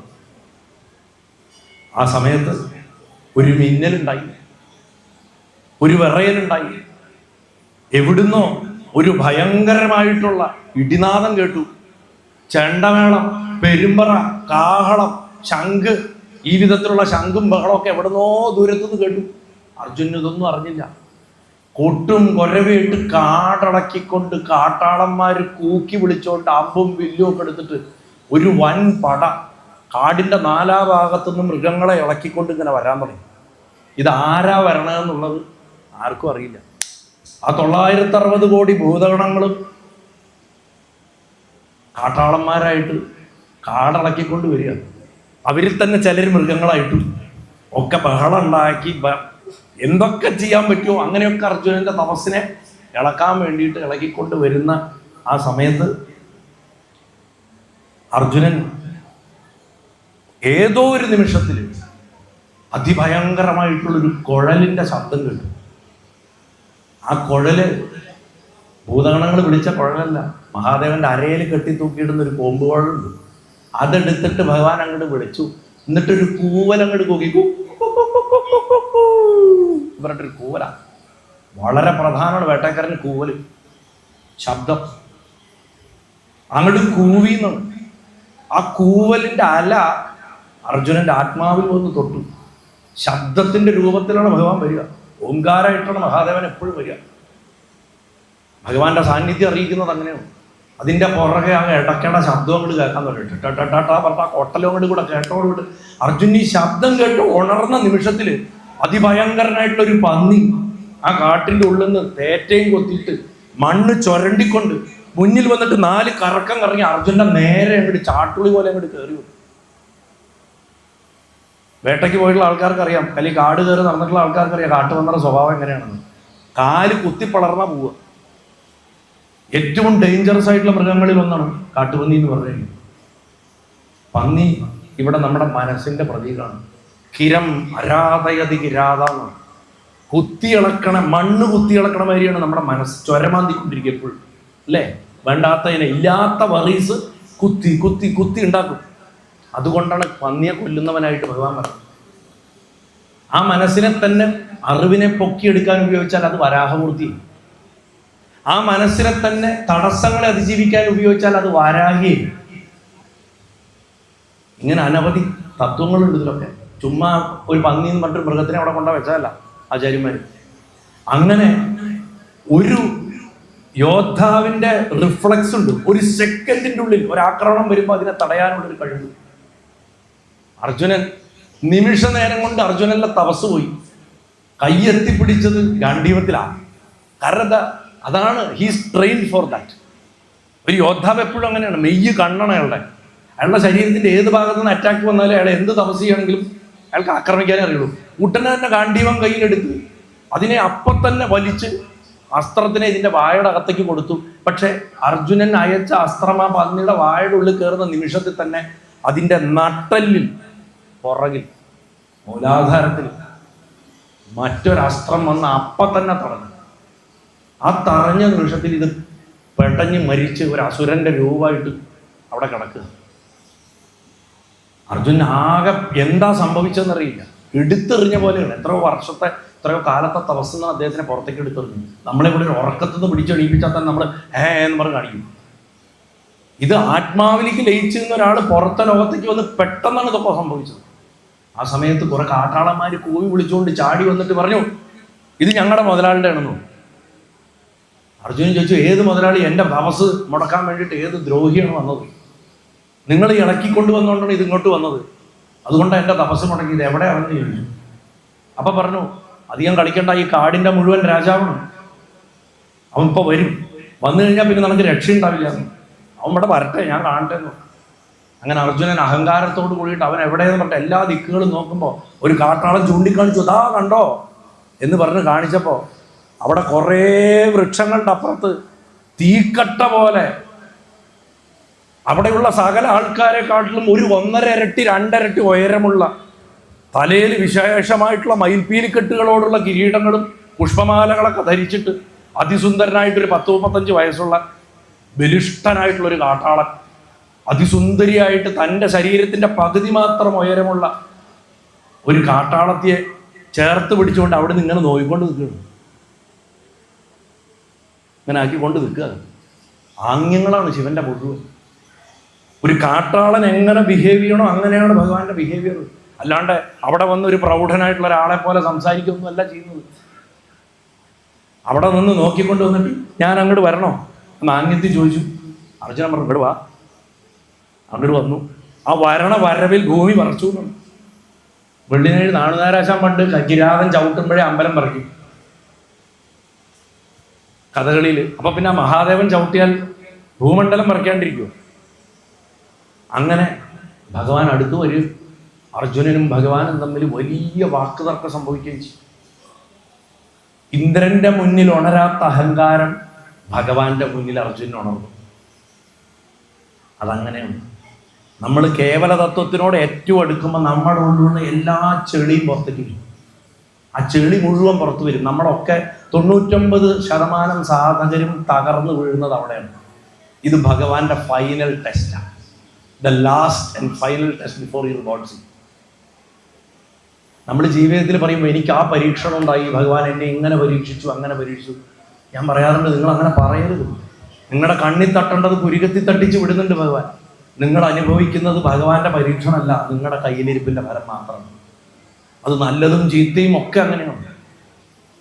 പക്ഷെ ആധ്യാത്മികതയിൽ നിങ്ങൾക്ക് വരുന്ന പരീക്ഷണങ്ങൾ അത് ഭഗവാന്റെ പരീക്ഷണം തന്നെ. അതിൻ്റെ ഏറ്റവും വലിയ ഉദാഹരണമാണ്. അങ്ങനെ അതിഗംഭീരമായിട്ടുള്ള ഒരു സമരം, അതിഘോരമായിട്ടുള്ളൊരു സമരം അവിടെ നടക്കുക, ഒരു യുദ്ധം. ആ യുദ്ധത്തിൻ്റെ അവസാനത്തിൽ തൻ്റെ അമ്പൊടുങ്ങാത്ത ആവനാഴി ശൂന്യമായതായിട്ട് ഭഗവാൻ കണ്ടു, അർജുനൻ കണ്ടു. ഇങ്ങനെ എടുക്കുമ്പോൾ ഒന്നും വരുന്നില്ല. തിരിഞ്ഞു നോക്കിയപ്പോൾ അസ്ത്രം കഴിഞ്ഞു. യുദ്ധത്തിൻ്റെ അവസാനത്തിൽ രണ്ടുപേരും ചോര ഒലിച്ചു നിൽക്കുക. അർജുനനെ ശുശ്രൂഷിക്കാൻ ആരുമില്ല. ഓരോ അമ്പ് വന്ന് ഭഗവാന്റെ ശരീരത്തിൽ കൊള്ളുമ്പോഴേക്കും അമ്മ കൂവി വിളിച്ചോണ്ട് വിളിച്ചോണ്ട് വന്നിട്ട് അയ്യോ എൻ്റെ ഭർത്താവിൻ്റെ ദേഹം ഈ ദ്രോഹി മുറിച്ചു എന്നും പറഞ്ഞിട്ട് തടവും മരുന്നിട്ട് കൊടുത്തു. അപ്പോൾ ദേഹമൊക്കെ ഒന്ന് കൊടയും. വീണ്ടും യുദ്ധം. ഇങ്ങനെ ഈ കാട്ടാളൻ ആ അർജുനായിട്ട് ആ യുദ്ധം അനവധി ദിവസങ്ങൾ ചെയ്തു. അങ്ങനെ യുദ്ധം ചെയ്യണ ആ പരമാത്മാവായിട്ടുള്ള മഹാദേവനെ, ആ ഭഗവാന്റെ മുറിവുകളെ ശുശ്രൂഷിക്കണം അമ്മയും എല്ലാവരും മനസ്സുകൊണ്ട് സാഷ്ടാംഗം നമസ്കരിക്കും. സകല അഭീഷ്ടങ്ങളും സാധിപ്പിച്ചു തരട്ടെ ഭഗവാൻ. അർജുനന് അവസാനം ഗത്യന്തരമില്ലാണ്ടായി. കയ്യിൽ കിട്ടിയത് തൻ്റെ വില്ല് മാത്രം. ആ വില്ലെടുത്ത് ചുഴറ്റിയിട്ട് ആ കാട്ടാളന്റെ നെറുകന്തല നോക്കിയിട്ട് ഒരൊറ്റ അടി വെച്ചു. ആ അടിയിൽ തല പൊട്ടി ചോര വന്നു. ഞാൻ പറയാറുണ്ട്, നമ്മൾ വലിയ ആഘോഷിക്കുന്ന ഒരു വാക്കാണ് ശ്രീവത്സം, അല്ലേ? ഭഗവാന്റെ നെഞ്ചിലെ മറുകണം എന്ന് പറയും. വാസ്തവത്തിൽ എന്താ അത്? ഭൃഗു മഹർഷി ചവിട്ടിയ പാട. ഒരു ഭക്തൻ ചവിട്ടിയ പാട് നാരായണൻ നെഞ്ചിൽ കൊണ്ടു നടക്കണം. അച്ഛൻ മഹാദേവൻ അർജുനൻ അടിച്ച ഗാന്ധീവത്തിന്റെ പാട് ഇന്നും തലയെ കൊണ്ടു നടക്കും. മഹാദേവന്റെ ജട ഉയർത്തി നോക്കിയാൽ ഇന്നും വെട്ടുപോലെ ആ മുറിവ് കാണാം. ഇന്നും കാണാം. അർജുനൻ അടിച്ച് പൊളിച്ചാണ്. രക്തം ധാരധാരയായിട്ട് ഒഴുകിയപ്പോൾ സാധാരണ ധാര കിട്ടി മാത്രം ശീലമുള്ള മഹാദേവൻ രക്തം കൊണ്ട് ധാരയിൽ കുളിച്ചിട്ട് അങ്ങോട്ട് നിൽക്കുമ്പോൾ ആ നിടിലം അഗ്നി വർഷിക്കണ കണ്ണൊന്നിങ്ങനെ പെടച്ചു അത്ര ആ അടികൊണ്ട നിമിഷത്തിൽ. അത്രയും നേരം ഭഗവാന്റെ സൈഡ് പിടിച്ചു നിന്ന് ഭഗവാനെ ശുശ്രൂഷിച്ചിരുന്ന അമ്മ അത് കണ്ടു. അങ്ങനെ കെട്ടിപ്പിടിച്ചിട്ട് ചെവി പറഞ്ഞു, ഇത് നമ്മുടെ മകനല്ലേ ചോദിച്ചു അത്ര. നമ്മുടെ മകനല്ലേ, അരുത് എന്ന് പറഞ്ഞു. മഹാദേവ അരുത്, അർജുനൻ നമ്മുടെ പുത്രൻ, അരുത് അരുത് അരുത് പറഞ്ഞു. അപ്പൊ പറഞ്ഞു, അവനെ ഞാൻ ഭസ്മമാക്കിയാലും അവനെ ഞാൻ പുനഃസൃഷ്ടിക്കും. അവനെ ഭസ്മമാക്കിയാലും ഞാൻ അവനെ പുനഃസൃഷ്ടിക്കും. നീ ധൈര്യമായിട്ടില്ലേ? ഇതുകൊണ്ടൊന്നും ആയിട്ടില്ല. വീണ്ടും അസ്ത്രങ്ങൾ ഇട്ട് കൊടുത്തു, ചെയ്യാൻ പറഞ്ഞു. വീണ്ടും യുദ്ധം. ആ യുദ്ധത്തിലാണ് എയ്യുന്ന അസ്ത്രങ്ങളൊക്കെ പുഷ്പങ്ങളായിട്ട് ഭഗവാന്റെ ശരീരത്തിൽ വീണത്. അതോടുകൂടി മനസ്സിലായി ഇവൻ രാക്ഷസനോ അസുരനോ ആണ്, മായാവിയാണ്. കരഞ്ഞു. കൊച്ചുകുട്ടികൾ കരയില്ലേ, മൂക്കിൽ വായിലൊക്കെ വെള്ളമൊക്കെ ഒലിച്ച് കരയില്ല, കരയില്ല. അതുപോലെ എത്ര അർജുനനെ ആലോചിച്ചു. അർജുനെ ഒരു കുട്ടിയുടെ അവസ്ഥയിലേക്ക് റെഡ്യൂസ് ചെയ്ത് കളഞ്ഞു. അർജുനൻ എന്ന് പറഞ്ഞാൽ അഹങ്കാരത്തിന്റെ ഹൈറ്റാണ്. കാരണം അദ്ദേഹത്തിന് അഹങ്കരിക്കാനുള്ള വകുപ്പുണ്ട്.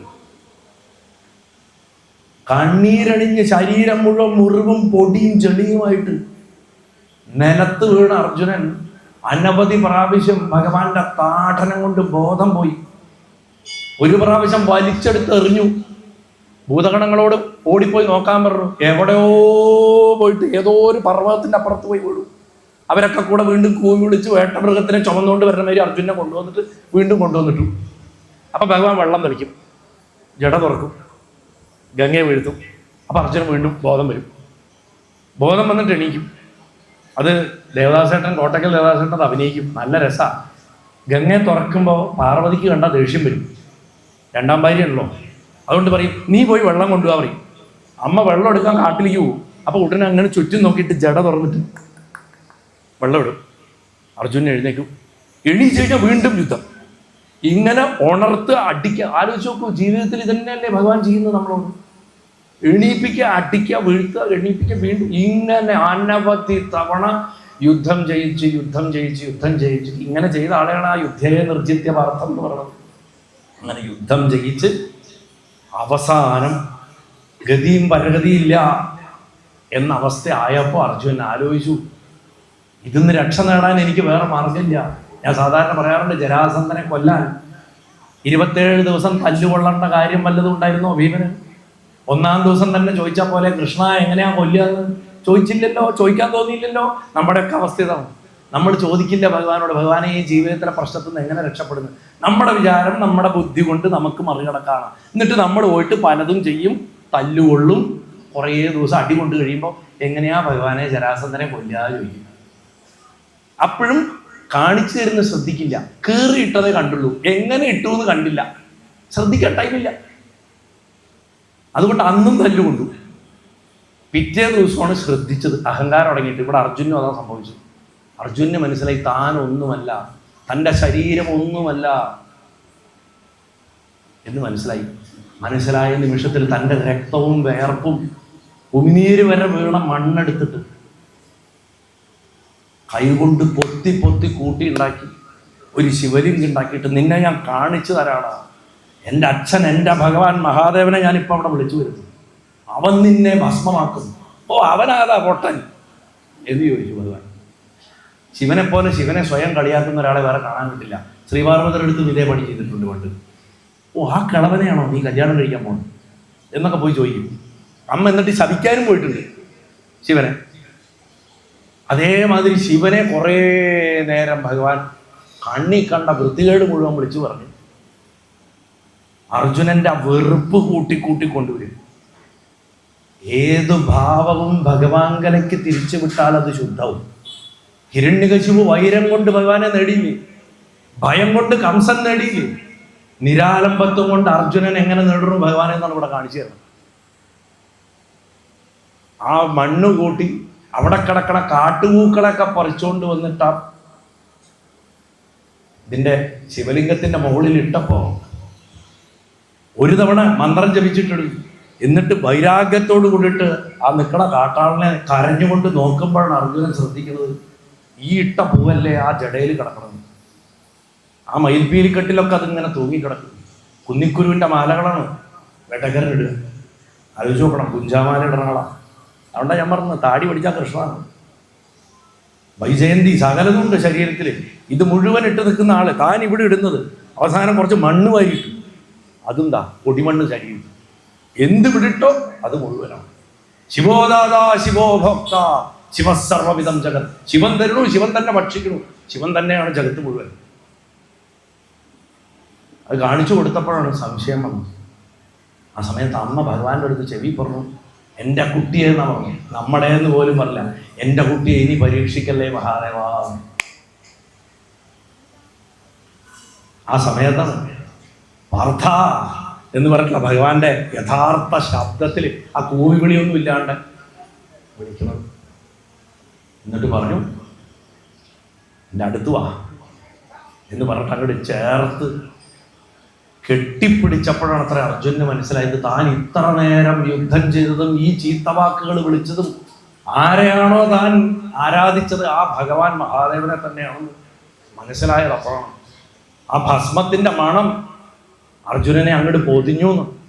അർജുനൻ ആ കയ്യിൽ നിന്ന് ഊർന്ന് കാൽക്കൽ വീണ് കണ്ണീരോണ്ട് അഭിഷേകം ചെയ്തിട്ട് കഥകളിയിൽ അവിടെയാണ് വരണത്. എൻ്റെ ജന്മം ഒടുങ്ങാൻ വരം തരണേ എന്ന് അവർക്ക് പ്രാർത്ഥിക്കുക. എനിക്കിനി ഒരു ജന്മം വേണ്ട, ആവശ്യമില്ല. ഭഗവാൻ പറയും നിനക്ക് ജന്മം കഴിയാനുള്ള സമയം കിട്ടില്ല. Every life has A purpose. എല്ലാ ലൈഫിനും ഒരു പർപ്പസ് ഉണ്ട്. ആ പർപ്പസ് മനസ്സിലാക്കുന്നവനാണ് എന്നെ അറിയണത്. അതിനാണ് നീ വന്നത്. അതിന് ഏറ്റവും ആവശ്യമായിട്ടുള്ള ഞാൻ നിനക്ക് തരാം. എന്നാലും നീ ചോദിക്കുക നിനക്ക് എൻ്റെ എന്താ വേണ്ടത്? ഭഗവാനെ എനിക്ക് പാശുപതം വേണം. ഭഗവാൻ അവിടെ ഇരുന്ന് എല്ലാവരെയും മാറ്റി രഹസ്യമായിട്ടാണ് പാശുപതം ഉപദേശിക്കുകയുള്ളൂ. പാശുപതം ഇങ്ങനെ കയ്യിൽ കൊടുക്കേണ്ട ചിത്രങ്ങളിലൊക്കെ കാണും. ശരിക്കും പാശുപതം ഉപദേശമാണ്. അത് ഉപദേശിച്ചു കൊടുത്ത് അർജുനനോട് പറഞ്ഞു, സാധാരണ മനുഷ്യരുടെ നേരെ ഇത് ഒരിക്കലും പ്രയോഗിക്കരുത്. ദേവന്മാരുടെ നേർക്ക് പോലും ഉപയോഗിക്കുന്നത് ആലോചിച്ചിട്ട് വേണം.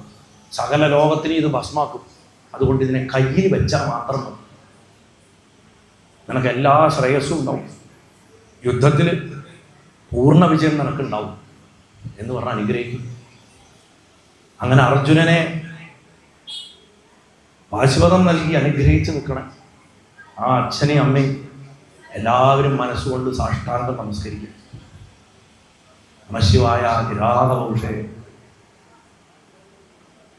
വേട്ടക്കാരനായിട്ടുള്ള ഭഗവാൻ അർജുനനെ അവിടുന്ന് യാത്രയാക്കിയതിന് ശേഷം അമ്മയോട് ചോദിച്ചു, എത്രയാ ദേവി കൈലാസത്തേക്ക് തിരിച്ചു പോവല്ലേ ചോദിച്ചാൽ പറഞ്ഞു, ഭഗവാനെ അങ്ങയോട് എനിക്ക് സംസാരിക്കാൻ പോലും സമയം കിട്ടാറില്ല. അങ്ങ് എന്നും വളരെ ഗൗരവത്തോടെ ഇന്ന് ധ്യാനിക്കേണ്ട പതിവ്. അങ്ങയുടെ ഈ വിനോദമുള്ള രൂപമൊന്നും ഞാൻ കണ്ടിട്ടേ ഇല്ല കാലങ്ങളായിട്ട്. അങ്ങേക്ക് ഇത്രയൊക്കെ തമാശ കളിക്കാൻ പറ്റുന്നു എനിക്കിപ്പോഴാണ് മനസ്സിലാവുന്നത്. അവിടുന്ന് നടരാജനാണ്, അഭിനയത്തിന്റെ ചക്രവർത്തിയാണ്. പക്ഷെ ഈ അഭിനയം ഞാൻ ഇതുവരെ കണ്ടിട്ടില്ല. അതുകൊണ്ട് കുറച്ചു കാലം നമുക്ക് ഈ വേഷത്തിലൊക്കെ ഇവിടെയൊക്കെ കറങ്ങി നടക്കാം എന്ന് പറഞ്ഞ് ഭഗവാനെയും വിളിച്ച് ആ ഭൂതഗണങ്ങളെയും വിളിച്ച് അവര് അനവധി കാലം ആ വനപ്രദേശങ്ങളിൽ ഭാരതത്തിലുടനീളമുള്ള കാടുകളിൽ സഞ്ചരിച്ചു എന്നവർ. അങ്ങനെ അവർ മലയപർവ്വതത്തിലെത്തി. സഹ്യനിലെത്തിയ കാലത്ത് ദേവി ഒരു ദിവസം ഗർഭം ധരിച്ചു. അങ്ങനെ ജനിച്ച് പ്രസവിച്ച മകൻ ഭൂമിയിൽ സ്പർശിച്ച ഉടനെ തന്നെ വളർന്നു വലുതായിട്ടൊരു യുവാവായിട്ട് നിന്നു. ജടാമുടികളോട് കൂടിയിട്ട് കണ്ട അച്ഛൻ്റെ തനിപ്പകർപ്പ്. എന്നാൽ അമ്മയുടെ സർവ്വലക്ഷണങ്ങളും വിഷ്ണുവിൻ്റെ ലക്ഷണങ്ങളും ഒക്കെ ഉണ്ട്. ഒരു വിചിത്രമായിട്ടുള്ള ഒരു ശിശു. ആ ദേവനെ പുത്ര എന്ന് പറഞ്ഞ് വിളിച്ച്, ഭഗവാൻ നിന്റെ കർമ്മം ജനരക്ഷയാണ്. നിന്റെ അവതാരത്തിൻ്റെ ഉദ്ദേശം തന്നെ ദേശങ്ങളെ രക്ഷിക്കുക, ഉപാസകരെ രക്ഷിക്കുക, യോഗികളെ രക്ഷിക്കുക, സന്യാസിമാരെ രക്ഷിക്കുക. നിനക്ക് ഞാൻ എൻ്റെ അമ്പും വില്ലും തരുന്നു എന്ന് പറഞ്ഞിട്ട് അങ്ങോട്ട് കൊടുത്തു. രണ്ടുപേരും മനസ്സ് നിറഞ്ഞ് അനുഗ്രഹിച്ചിട്ട് അപ്രത്യക്ഷരായി. അമ്മ പറഞ്ഞു, ഭഗവാനെ അവനെ നമ്മൾ വളർത്തണ്ടേ, നമ്മുടെ മകനാണ്, അവനെ പ്രകൃതി വളർത്തിക്കോളും, നീ തന്നെയല്ലേ പ്രകൃതി, വരൂ പോവാന്ന് പറഞ്ഞിട്ട് ഭഗവാൻ കൈലാസത്തേക്ക് പോയി. വേട്ടയ്ക്കൊരു മകൻ്റെ ജനനം അങ്ങനെ മഹാവികൃതിയായിരുന്നു. വേട്ടയ്ക്കൊരു മകൻ കയ്യിൽ ആദ്യം കിട്ടിയ കളിപ്പാട്ടം അമ്പുമില്ല എന്നുകൊണ്ട് സകല മൃഗങ്ങളിൽ നായാടി നടക്കാൻ തുടങ്ങി. അവസാനം കാട്ടിൽ എൻ്റർടൈൻമെൻറ്റ് പോരാണ്ട് അദ്ദേഹം നാട്ടിലിറങ്ങിയിട്ടും ആൾക്കാർക്കിട്ടൊക്കെ അമ്പൊക്കെ. ഇങ്ങനെ അദ്ദേഹത്തിൻ്റെ വികൃതി സഹിക്കാൻ പറ്റാണ്ടായ സമയത്ത് എല്ലാവരും പോയി മഹാദേവനോട് പരാതി പറഞ്ഞാലോ എന്ന് വിചാരിച്ചപ്പോൾ അവർ പറഞ്ഞു, ചില ദേവന്മാർ പറഞ്ഞു, മഹാദേവൻ അങ്ങനെ ഇഷ്ടപ്പെടാൻ സാധ്യതയില്ല, സ്വന്തം മകനെ കുറിച്ച് പോയി കുറ്റം പറഞ്ഞാൽ അത് പിന്നെ ഇതിലും വലിയ ഇടാകൂടായി തീരും, അതുകൊണ്ട് നമുക്ക് മറ്റെന്തെങ്കിലും ഉപായം തേടാം എന്ന് പറഞ്ഞിട്ട് അവർ ഗുരുവായൂരപ്പൻ്റെ അടുത്ത്. ഗുരുവായൂരപ്പൻ പറഞ്ഞു, ഞാൻ വഴി ഉണ്ടാക്കി തരാം. ഭഗവാൻ അതിസുന്ദരനായിട്ടുള്ളൊരു ബ്രാഹ്മണന്റെ വേഷത്തിൽ കയ്യിൽ ആരൊരു യോദ്ധാവ് കണ്ടാലും കൊതിക്കുന്ന ഒരു പൊന്നിൻ്റെ ചുരിക. അപ്പം നമ്മൾ കാർ ഇഷ്ടമുള്ളവർക്ക്, ബൈക്ക് ഇഷ്ടമുള്ളവർക്കൊക്കെ നമ്മൾ എവിടെ ബൈക്കും കാറും കണ്ടാലും പോയി നോക്കില്ലേ? നമ്മൾ പരിചയിക്കുന്ന ഉപകരണങ്ങൾ എവിടെ കണ്ടാലും നമ്മൾ പോയിട്ട് നോക്കും അല്ലേ? അടുക്കള കത്തി മാത്രമേ കണ്ടാൽ നമുക്ക് ദേഷ്യം വരുള്ളൂ അല്ലേ? അടുക്കളയിലെ കത്തി കണ്ടു കഴിഞ്ഞാൽ ദേഷ്യം വരും. ഓ എൻ്റെ ജീവിതം അല്ലേ, അതല്ലേ സംഭവിക്കാറ്. അപ്പോൾ ബാക്കി ഏത് ഉപകരണം കണ്ടാലും നമുക്ക് സന്തോഷമാണ്. അപ്പം ഈ ചുരിക കയ്യിലിട്ട് കറക്കിയിട്ട് ഈ കുട്ടി കാണെ ആ കാട്ടിൽ കൂടെ അങ്ങോട്ടും ഇങ്ങോട്ടും നടക്കാൻ തുടങ്ങി. അപ്പോൾ ആരോ അങ്ങനെ നടക്കുന്നുണ്ട്, ഇങ്ങനെ മിന്നുന്നുണ്ട് കാട്ടിൻ്റെ ഉള്ളിൽ. കുട്ടി എഴുന്നേറ്റിട്ട് ഇതാരാ പറഞ്ഞ് നോക്കിയപ്പോൾ അതിസുന്ദരനും തേജോമയനായിട്ട് തൻ്റെ അതേ ശരീരത്തിൻ്റെ നിറമുള്ള ഒരാൾ. നല്ല സൗന്ദര്യം, കണ്ട ആകർഷണം സഹിക്കാൻ വയ്യ, പോയി കെട്ടിപ്പിടിക്കാൻ തോന്നും, അങ്ങനത്തെ ഒരാൾ. പക്ഷെ കയ്യിലുള്ള ചുരികയിലുള്ള മൂപ്പരുടെ കണ്ണുടക്കിയത്, കുട്ടിയല്ലേ, അത് ഉടക്കി. അവിടെ ചെന്ന് നോക്കിയിരുന്നു. അപ്പോൾ ഇയാൾ ഈ ചുരിക കൊണ്ട് പലതിട്ട് കാണിക്കുന്നുണ്ട്, കയ്യിലിട്ട് കറക്കുന്നുണ്ട്, കാലിലടി കൊണ്ട് തിരിച്ചു പിടിക്കുക, പലവിധ വിദ്യകൾ കാണിക്കുക. എറിയുമ്പോൾ അത് ചുറ്റുമുള്ള വൃക്ഷങ്ങളെയൊക്കെ മുറിച്ച് അദ്ദേഹത്തിൻ്റെ കയ്യിൽ വന്ന് ചേരുന്നു. ഇങ്ങനെ പല വിധത്തിലുള്ള അതിൻ്റെ പ്രയോഗങ്ങൾ ചെയ്തുകൊണ്ടിരിക്കുന്ന കണ്ടപ്പോൾ പെട്ടെന്ന് സൂക്ഷിച്ചു നോക്കി, ഇയാൾ ക്ഷത്രിയനല്ല, ഇയാൾ ബ്രാഹ്മണനാണ്. അപ്പം ചെന്ന് ചോദിച്ചു, നിങ്ങളൊരു ബ്രാഹ്മണനല്ലേ, നിങ്ങളെന്താ ആയുധം കൊണ്ട് കിടക്കണം? ഒന്നും മിണ്ടിയില്ല, സൂക്ഷിച്ചു നോക്കി. നീ ആരാധന? ഞാൻ കാട്ടാളനായിട്ടുള്ള ശിവന്റെയും കാട്ടാള സ്ത്രീയായ പാർവതിയും പുത്രനായിട്ടുള്ള വേട്ടക്കൊരു മകനാണ്. നിന്നെ പരിചയപ്പെടുത്തിയ സ്ഥിതിക്ക് ഞാൻ പറയാം, ഞാൻ നിന്റെ അമ്മാവനായിട്ടുള്ള മഹാവിഷ്ണുവാണ്. അപ്പോൾ എനിക്ക് ഇന്നൊരു അമ്മാവനുണ്ടല്ലേ എന്ന് അപ്പോഴാണ് മനസ്സിലാവണം. പക്ഷെ അമ്മാവനെ സ്നേഹിക്കാൻ നേരില്ല. അമ്മാവ് ആ കയ്യിലുള്ള ചുരിക എനിക്ക് തരുമോ ചോദിച്ചു. ചുരിക തരണോണ്ട് കുഴപ്പമൊന്നുമില്ല, പക്ഷെ അതിനൊരു നിബന്ധനയുണ്ട്. നീ ഈ ചുരിക കയ്യിൽ പിടിച്ചാൽ പിന്നെ താഴെ വെക്കാൻ പാടില്ല, താഴെ വെച്ചാൽ അത് അപ്രത്യക്ഷമായിരിക്കും എന്ന് പറഞ്ഞു. കുട്ടിയല്ലേ, എപ്പോഴും നമ്മൾ കുട്ടികളെ പലതും പറഞ്ഞ് പറ്റിക്കാറുണ്ട്. അത് വിശ്വസിച്ചു. ശരി, അത് തന്നോളൂ എന്ന് പറഞ്ഞു. അപ്പം തന്നോളൂ എന്ന് പറഞ്ഞ് മേടിക്കണ സമയത്ത് ഈ അമ്പും വില്ലും കൂടെ മൂപ്പര് ഒരു കയ്യിലേക്ക് മാറ്റി പിടിച്ചു. ഈ കയ്യിലിരുന്ന അമ്പിനെ എടുത്തിട്ട് ഈ കയ്യിലേക്ക് വെച്ചു. എന്നിട്ട് ഇത് പിടിച്ചിട്ടാണ് അത് മേടിച്ചത്. അത് മേടിച്ചിട്ട് കൈ പിടിച്ചു കഴിഞ്ഞിട്ട് ചുഴറ്റിയൊക്കെ നോക്കി. കുറെ കഴിഞ്ഞപ്പോൾ മൂപ്പർക്ക് ഇത് അസ്ത്രം എടുക്കണം തോന്നിയപ്പോൾ ഇത് വെച്ചിട്ട് ഇത് വലിക്കാൻ പറ്റില്ല, ഇത് വെക്കാനും പറ്റില്ല, ഇത് എവിടെ വെച്ചാലും ഇത് അപ്രത്യക്ഷം. അതുകൊണ്ട് അന്ന് മുതൽക്ക് ഇങ്ങനെ നിൽക്കുക. നമ്മൾ ഭക്ഷണം പോലും അദ്ദേഹത്തിന് വാരി വെച്ചു കൊടുക്കണം. കാരണം അത് പ്രയോഗിക്കാൻ മൂപ്പരെ പ്രേരിപ്പിക്കും. അമ്പും വില്ലും പിടിച്ചു നിൽക്കുന്നതാണെങ്കിലും ഈ കയ്യിൽ ചുരുക്കി പിടിച്ചിരിക്കണം. ഇതൊന്നും അദ്ദേഹം പ്രയോഗിക്കാതിരിക്കാൻ പ്രാർത്ഥിക്കുക. രുദ്രത്തിലൊരു മന്ത്രമുണ്ട്, ആചാര്യന്മാർക്കൊക്കെ അറിയുന്നതാണ്. മാനേകസ്മിന്നാഗസിമാദയോരുതൃഷു വധിർമാശൂരഭൂരുഷു. ഏത് പൂജയുടെ അവസാനത്തിൽ വരുന്ന ക്ഷമാപണ മന്ത്രമാണ്. ഭഗവാനെ, ഞാൻ ഒരു തെറ്റ് ചെയ്താലും 2 തെറ്റ് ചെയ്താലും 3 തെറ്റ് ചെയ്താലും രുദ്ര നിന്റെ അസ്ത്രത്തിന് എന്നെ ഇരയാക്കരുതേ എന്നാണ് പ്രാർത്ഥിക്കുന്നത്. കാരണം രുദ്രന്റെ അസ്ത്രം അങ്ങനത്തെയാണ്. അത് നമ്മൾ കരുതുന്നുള്ള അസ്ത്രമല്ല. ആ അസ്ത്രത്തിനെയാണ് ഇവിടെ ഒതുക്കി പിടിപ്പിച്ച് ഈ ചുരുകിയും പിടിച്ച് മഞ്ഞപ്പട്ടുടുത്തവനായി പീതാംബരധാരിയായിട്ടാണ് വേട്ടക്കര നിൽക്കുന്നത്. അച്ഛൻ നീലപ്പട്ടുടുത്തിട്ടാണ് നിൽക്കുക. മഹാദേവൻ നീലപ്പട്ട കൊടുക്കുക, വേട്ടക്കാരൻ. മകൻ മഞ്ഞപ്പട്ടുടുത്തവനാണ്. നീലപ്പട്ടുടുത്തിട്ടാണ് കിരാതശാസ്താവ്. ഈ വിധത്തിൽ അച്ഛൻ്റെയും മകൻ്റെയും ചരിത്രം ഇവിടെ ചുരുക്കി പറഞ്ഞു. ഇതിൽ കൂടുതൽ പറഞ്ഞ് നിങ്ങളെ ബോറടിപ്പിക്കുന്നില്ല. കാരണം ഏത് കഥയ്ക്കും അതിന് കൊടുക്കേണ്ട ഒരു ബഹുമാനം നമ്മൾ കൊടുക്കേണ്ടതുണ്ട്. എന്തുകൊണ്ടാ വെച്ചാൽ ഞാൻ നേരത്തെ പറഞ്ഞ മാതിരി ഇത് നമുക്ക് കേൾക്കാനാണെങ്കിൽ ആ ക്ഷേത്രമൂർത്തി എന്ന് പറയുന്ന ഒരാളുണ്ട്. ആ ദേവനുള്ള നേദ്യാണ്. ക്ഷേത്രമൂർത്തിയെ കഴിച്ചേ ഉള്ളൂ ബാക്കി ഏത് ശ്രോതാവും. ആ ഭഗവാന്റെ അനുഗ്രഹം കൊണ്ടാണ് ഇവിടെ വന്നിരുന്നത് പറയാൻ സാധിക്കുന്നത്. ഇപ്പൊ കുമാരേട്ടനാണെങ്കിലും വിശ്വൻ ചേട്ടനാണെങ്കിലും എന്നെ ഇവിടെ വിളിക്കാൻ തോന്നിയെന്നുണ്ടെന്നുണ്ടെങ്കിൽ അത് ആ വേട്ടക്കാരൻ അവരുടെ മനസ്സിലിരുന്ന് പ്രേരിപ്പിച്ചാണ്. എത്രയോ പേര് സൗകര്യമുള്ളവർ ഇവിടെ നിന്ന് വരാത്തവരുണ്ടാവും. സൗകര്യമില്ലാത്തവർ പോലും എത്രയോ ദൂരത്തുനിന്ന് വരണവരെ എനിക്കറിയാം. കൊല്ലത്തുനിന്ന് വന്നിട്ടുള്ളവര്, കോഴിക്കോട് നിന്ന് വന്നിട്ടുള്ളവര് ഒക്കെ ഇവിടെ ഇരിക്കുന്നുണ്ട്. എൻ്റെ സ്ഥിരം എവിടെ പ്രഭാഷണം കേൾക്കാൻ വരുന്ന പലരും ബസ് കയറി കഷ്ടപ്പെട്ട് വന്നിട്ടുണ്ട്. അവരൊക്കെ ഇനി രാത്രി ഇവിടുന്ന് കഷ്ടപ്പെട്ട് വേണം തിരിച്ചു പോകാൻ. അത് ഏത് സ്ഥലത്ത് പോലും ആരാവരെ കൊണ്ടുവരണം? ആ ഗുരുവായൂരപ്പനെ കൊണ്ടുവരണം. അതുകൊണ്ട് വാസ്തവത്തിൽ ഈ പുതിയങ്കത്തെ ഈ പുണ്യഭൂമിയിൽ ഈ ഭഗവാന്റെ മടിയിൽ ഇരുന്നിട്ട് ഇത് പറയാൻ സാധിക്കുക പറഞ്ഞാൽ നിങ്ങളെ ഗുരുവായൂരപ്പനായിട്ട് കണ്ട് നിങ്ങൾക്കിത് പറഞ്ഞു തരുമ്പോൾ ഞാനാണ് അനുഗ്രഹിക്കപ്പെടണം. നിങ്ങളെല്ലാവരെയും ഞാൻ ആ ഗുരുവായൂരപ്പനായിട്ട് കണ്ട് മനസ്സുകൊണ്ട് ഒരിക്കൽ കൂടി സാഷ്ടാംഗം നമസ്കരിക്കും. ഞാൻ എന്തെങ്കിലും പറഞ്ഞതിൽ തെറ്റുകളുണ്ടെങ്കിൽ അത് എൻ്റെ മാത്രമാണ്. ഞാൻ എന്തെങ്കിലും നല്ലത് പറഞ്ഞിട്ടുണ്ട്, നിങ്ങളുടെ അല്പമെങ്കിലും നിങ്ങളുടെ ഉള്ളിൽ ആ ഗുരുവായൂരപ്പനെ ആ വേട്ടക്കാരനെ കിട്ടിയിട്ടുണ്ടെന്നുണ്ടെങ്കിൽ അത് ആ ഭഗവാന്റെ മാത്രം, നിങ്ങൾക്ക് മാത്രമുള്ള അനുഗ്രഹം. ഇന്ന് ഞാൻ ഈ പറഞ്ഞതൊന്നും നിങ്ങൾ വീട്ടിൽ പോകുമ്പോൾ ഓർക്കില്ല. പക്ഷെ നിങ്ങൾ പോകുമ്പോൾ നിങ്ങളുടെ മനസ്സിൽ വേട്ടക്കാരൻ ഉണ്ടാവും, അച്ഛനും ഉണ്ടാവും, മകനും ഉണ്ടാവും.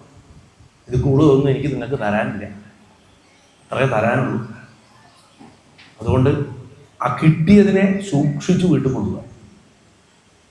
ഈ പരിസര പ്രദേശങ്ങളിലുള്ളവരാണെങ്കിൽ എന്തെങ്കിലും വരുന്നവരാണെങ്കിലും ഇവിടെ വരിക. നിങ്ങളുടെ അച്ഛനാണ്, നിങ്ങളുടെ രക്ഷകനാണ്. ഞാൻ എല്ലാ ദേശക്ഷേത്രങ്ങളിലും പോകുമ്പോൾ പറയാറുണ്ട്, അവിടെ നിർമാല്യം തൊഴുത് പഠിക്കൂ. ഗുരുവായൂർക്ക് ഓടല്ലേ, ഇവിടെ നിർമാല്യം തൊഴുത് പഠിച്ചാലേ അവിടെ തൊഴുതിട്ട് കാര്യമുള്ളൂ. ഗ്രാമക്ഷേത്രത്തിനും ദേശക്ഷേത്രത്തെയും നോക്കാണ്ട് എവിടെ ഓടി നടന്നിട്ട് കാര്യമില്ല.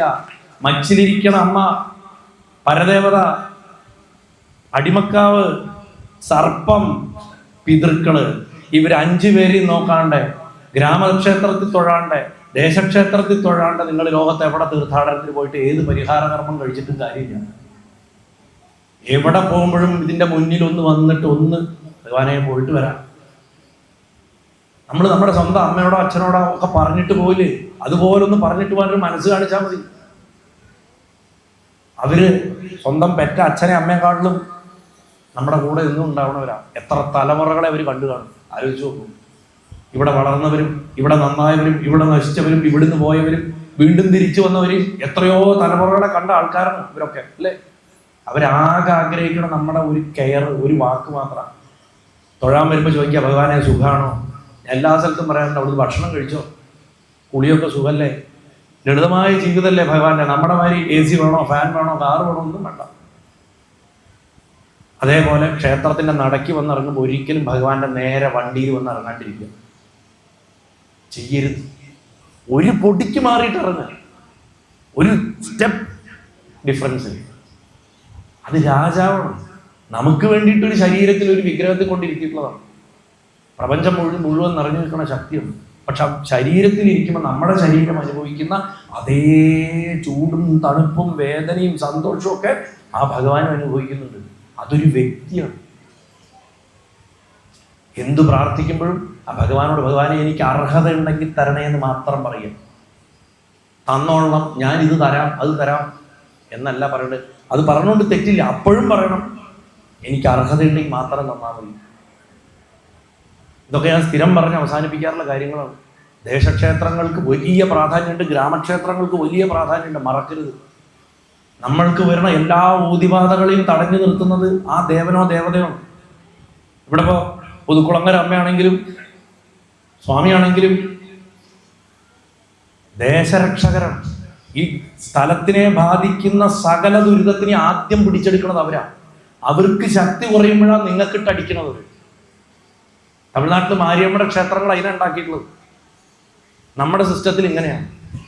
വേട്ടയക്കാരനെ അതുകൊണ്ട് ഉപാസിക്കുന്നവൻ ഉപാസന നന്നാവാനും, ധനം വേണ്ടവൻ ധനം നന്നാവാനും, ശത്രുനാശം വേണ്ടവൻ ശത്രുനാശത്തിനായിട്ടും ഉയർന്ന ഉപാസനകൾ. അറിയോ, വേട്ടയക്കാരന് ശ്രീവിദ്യയിൽ പോലും സമ്പ്രദായമുള്ളതാണ്. It is not a small deity. ഞാനിപ്പോഴും ബാലുശ്ശേരി കോട്ടയുടെ കഥയോ അമ്പോലക്കോട്ടയോ ഒന്നും പറഞ്ഞിട്ടില്ല. അത് എന്നെ ഇനി വിളിച്ചാൽ ഞാൻ വന്നിട്ട് പറയാം. അപ്പോൾ സ്വന്തം അവനവന്റെ കുടുംബത്തിലൊരു അംഗം പോലെ ആ ഭഗവാനെ കാണാൻ പഠിക്കാതെ മാത്രം പറഞ്ഞ് ഏത് സ്ഥലത്തും ഭഗവാനെ കുറിച്ചുള്ള കഥ ആ ഭഗവാന്റെ നെയ്തിയായിട്ടാ സമർപ്പിക്കാറ്. പൊന്നു ഗുരുവായൂരപ്പനെ സാക്ഷിയാക്കി, നിങ്ങളെല്ലാവരെയും സാക്ഷിയാക്കിയിട്ട് ആ വേട്ടയഗുരുമകന്റെ തൃപ്പാദങ്ങളിൽ സാഷ്ടാംഗം നമസ്കരിച്ചുകൊണ്ട് ഈ ചെറിയ പ്രഭാഷണത്തിനെ സമർപ്പിക്കുന്നു.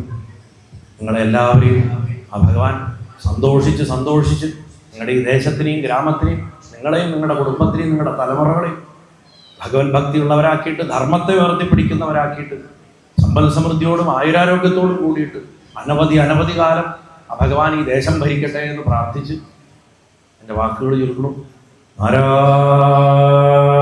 നാരായണാഖില ഗുരോ ഭഗവൻ നമസ്തേ.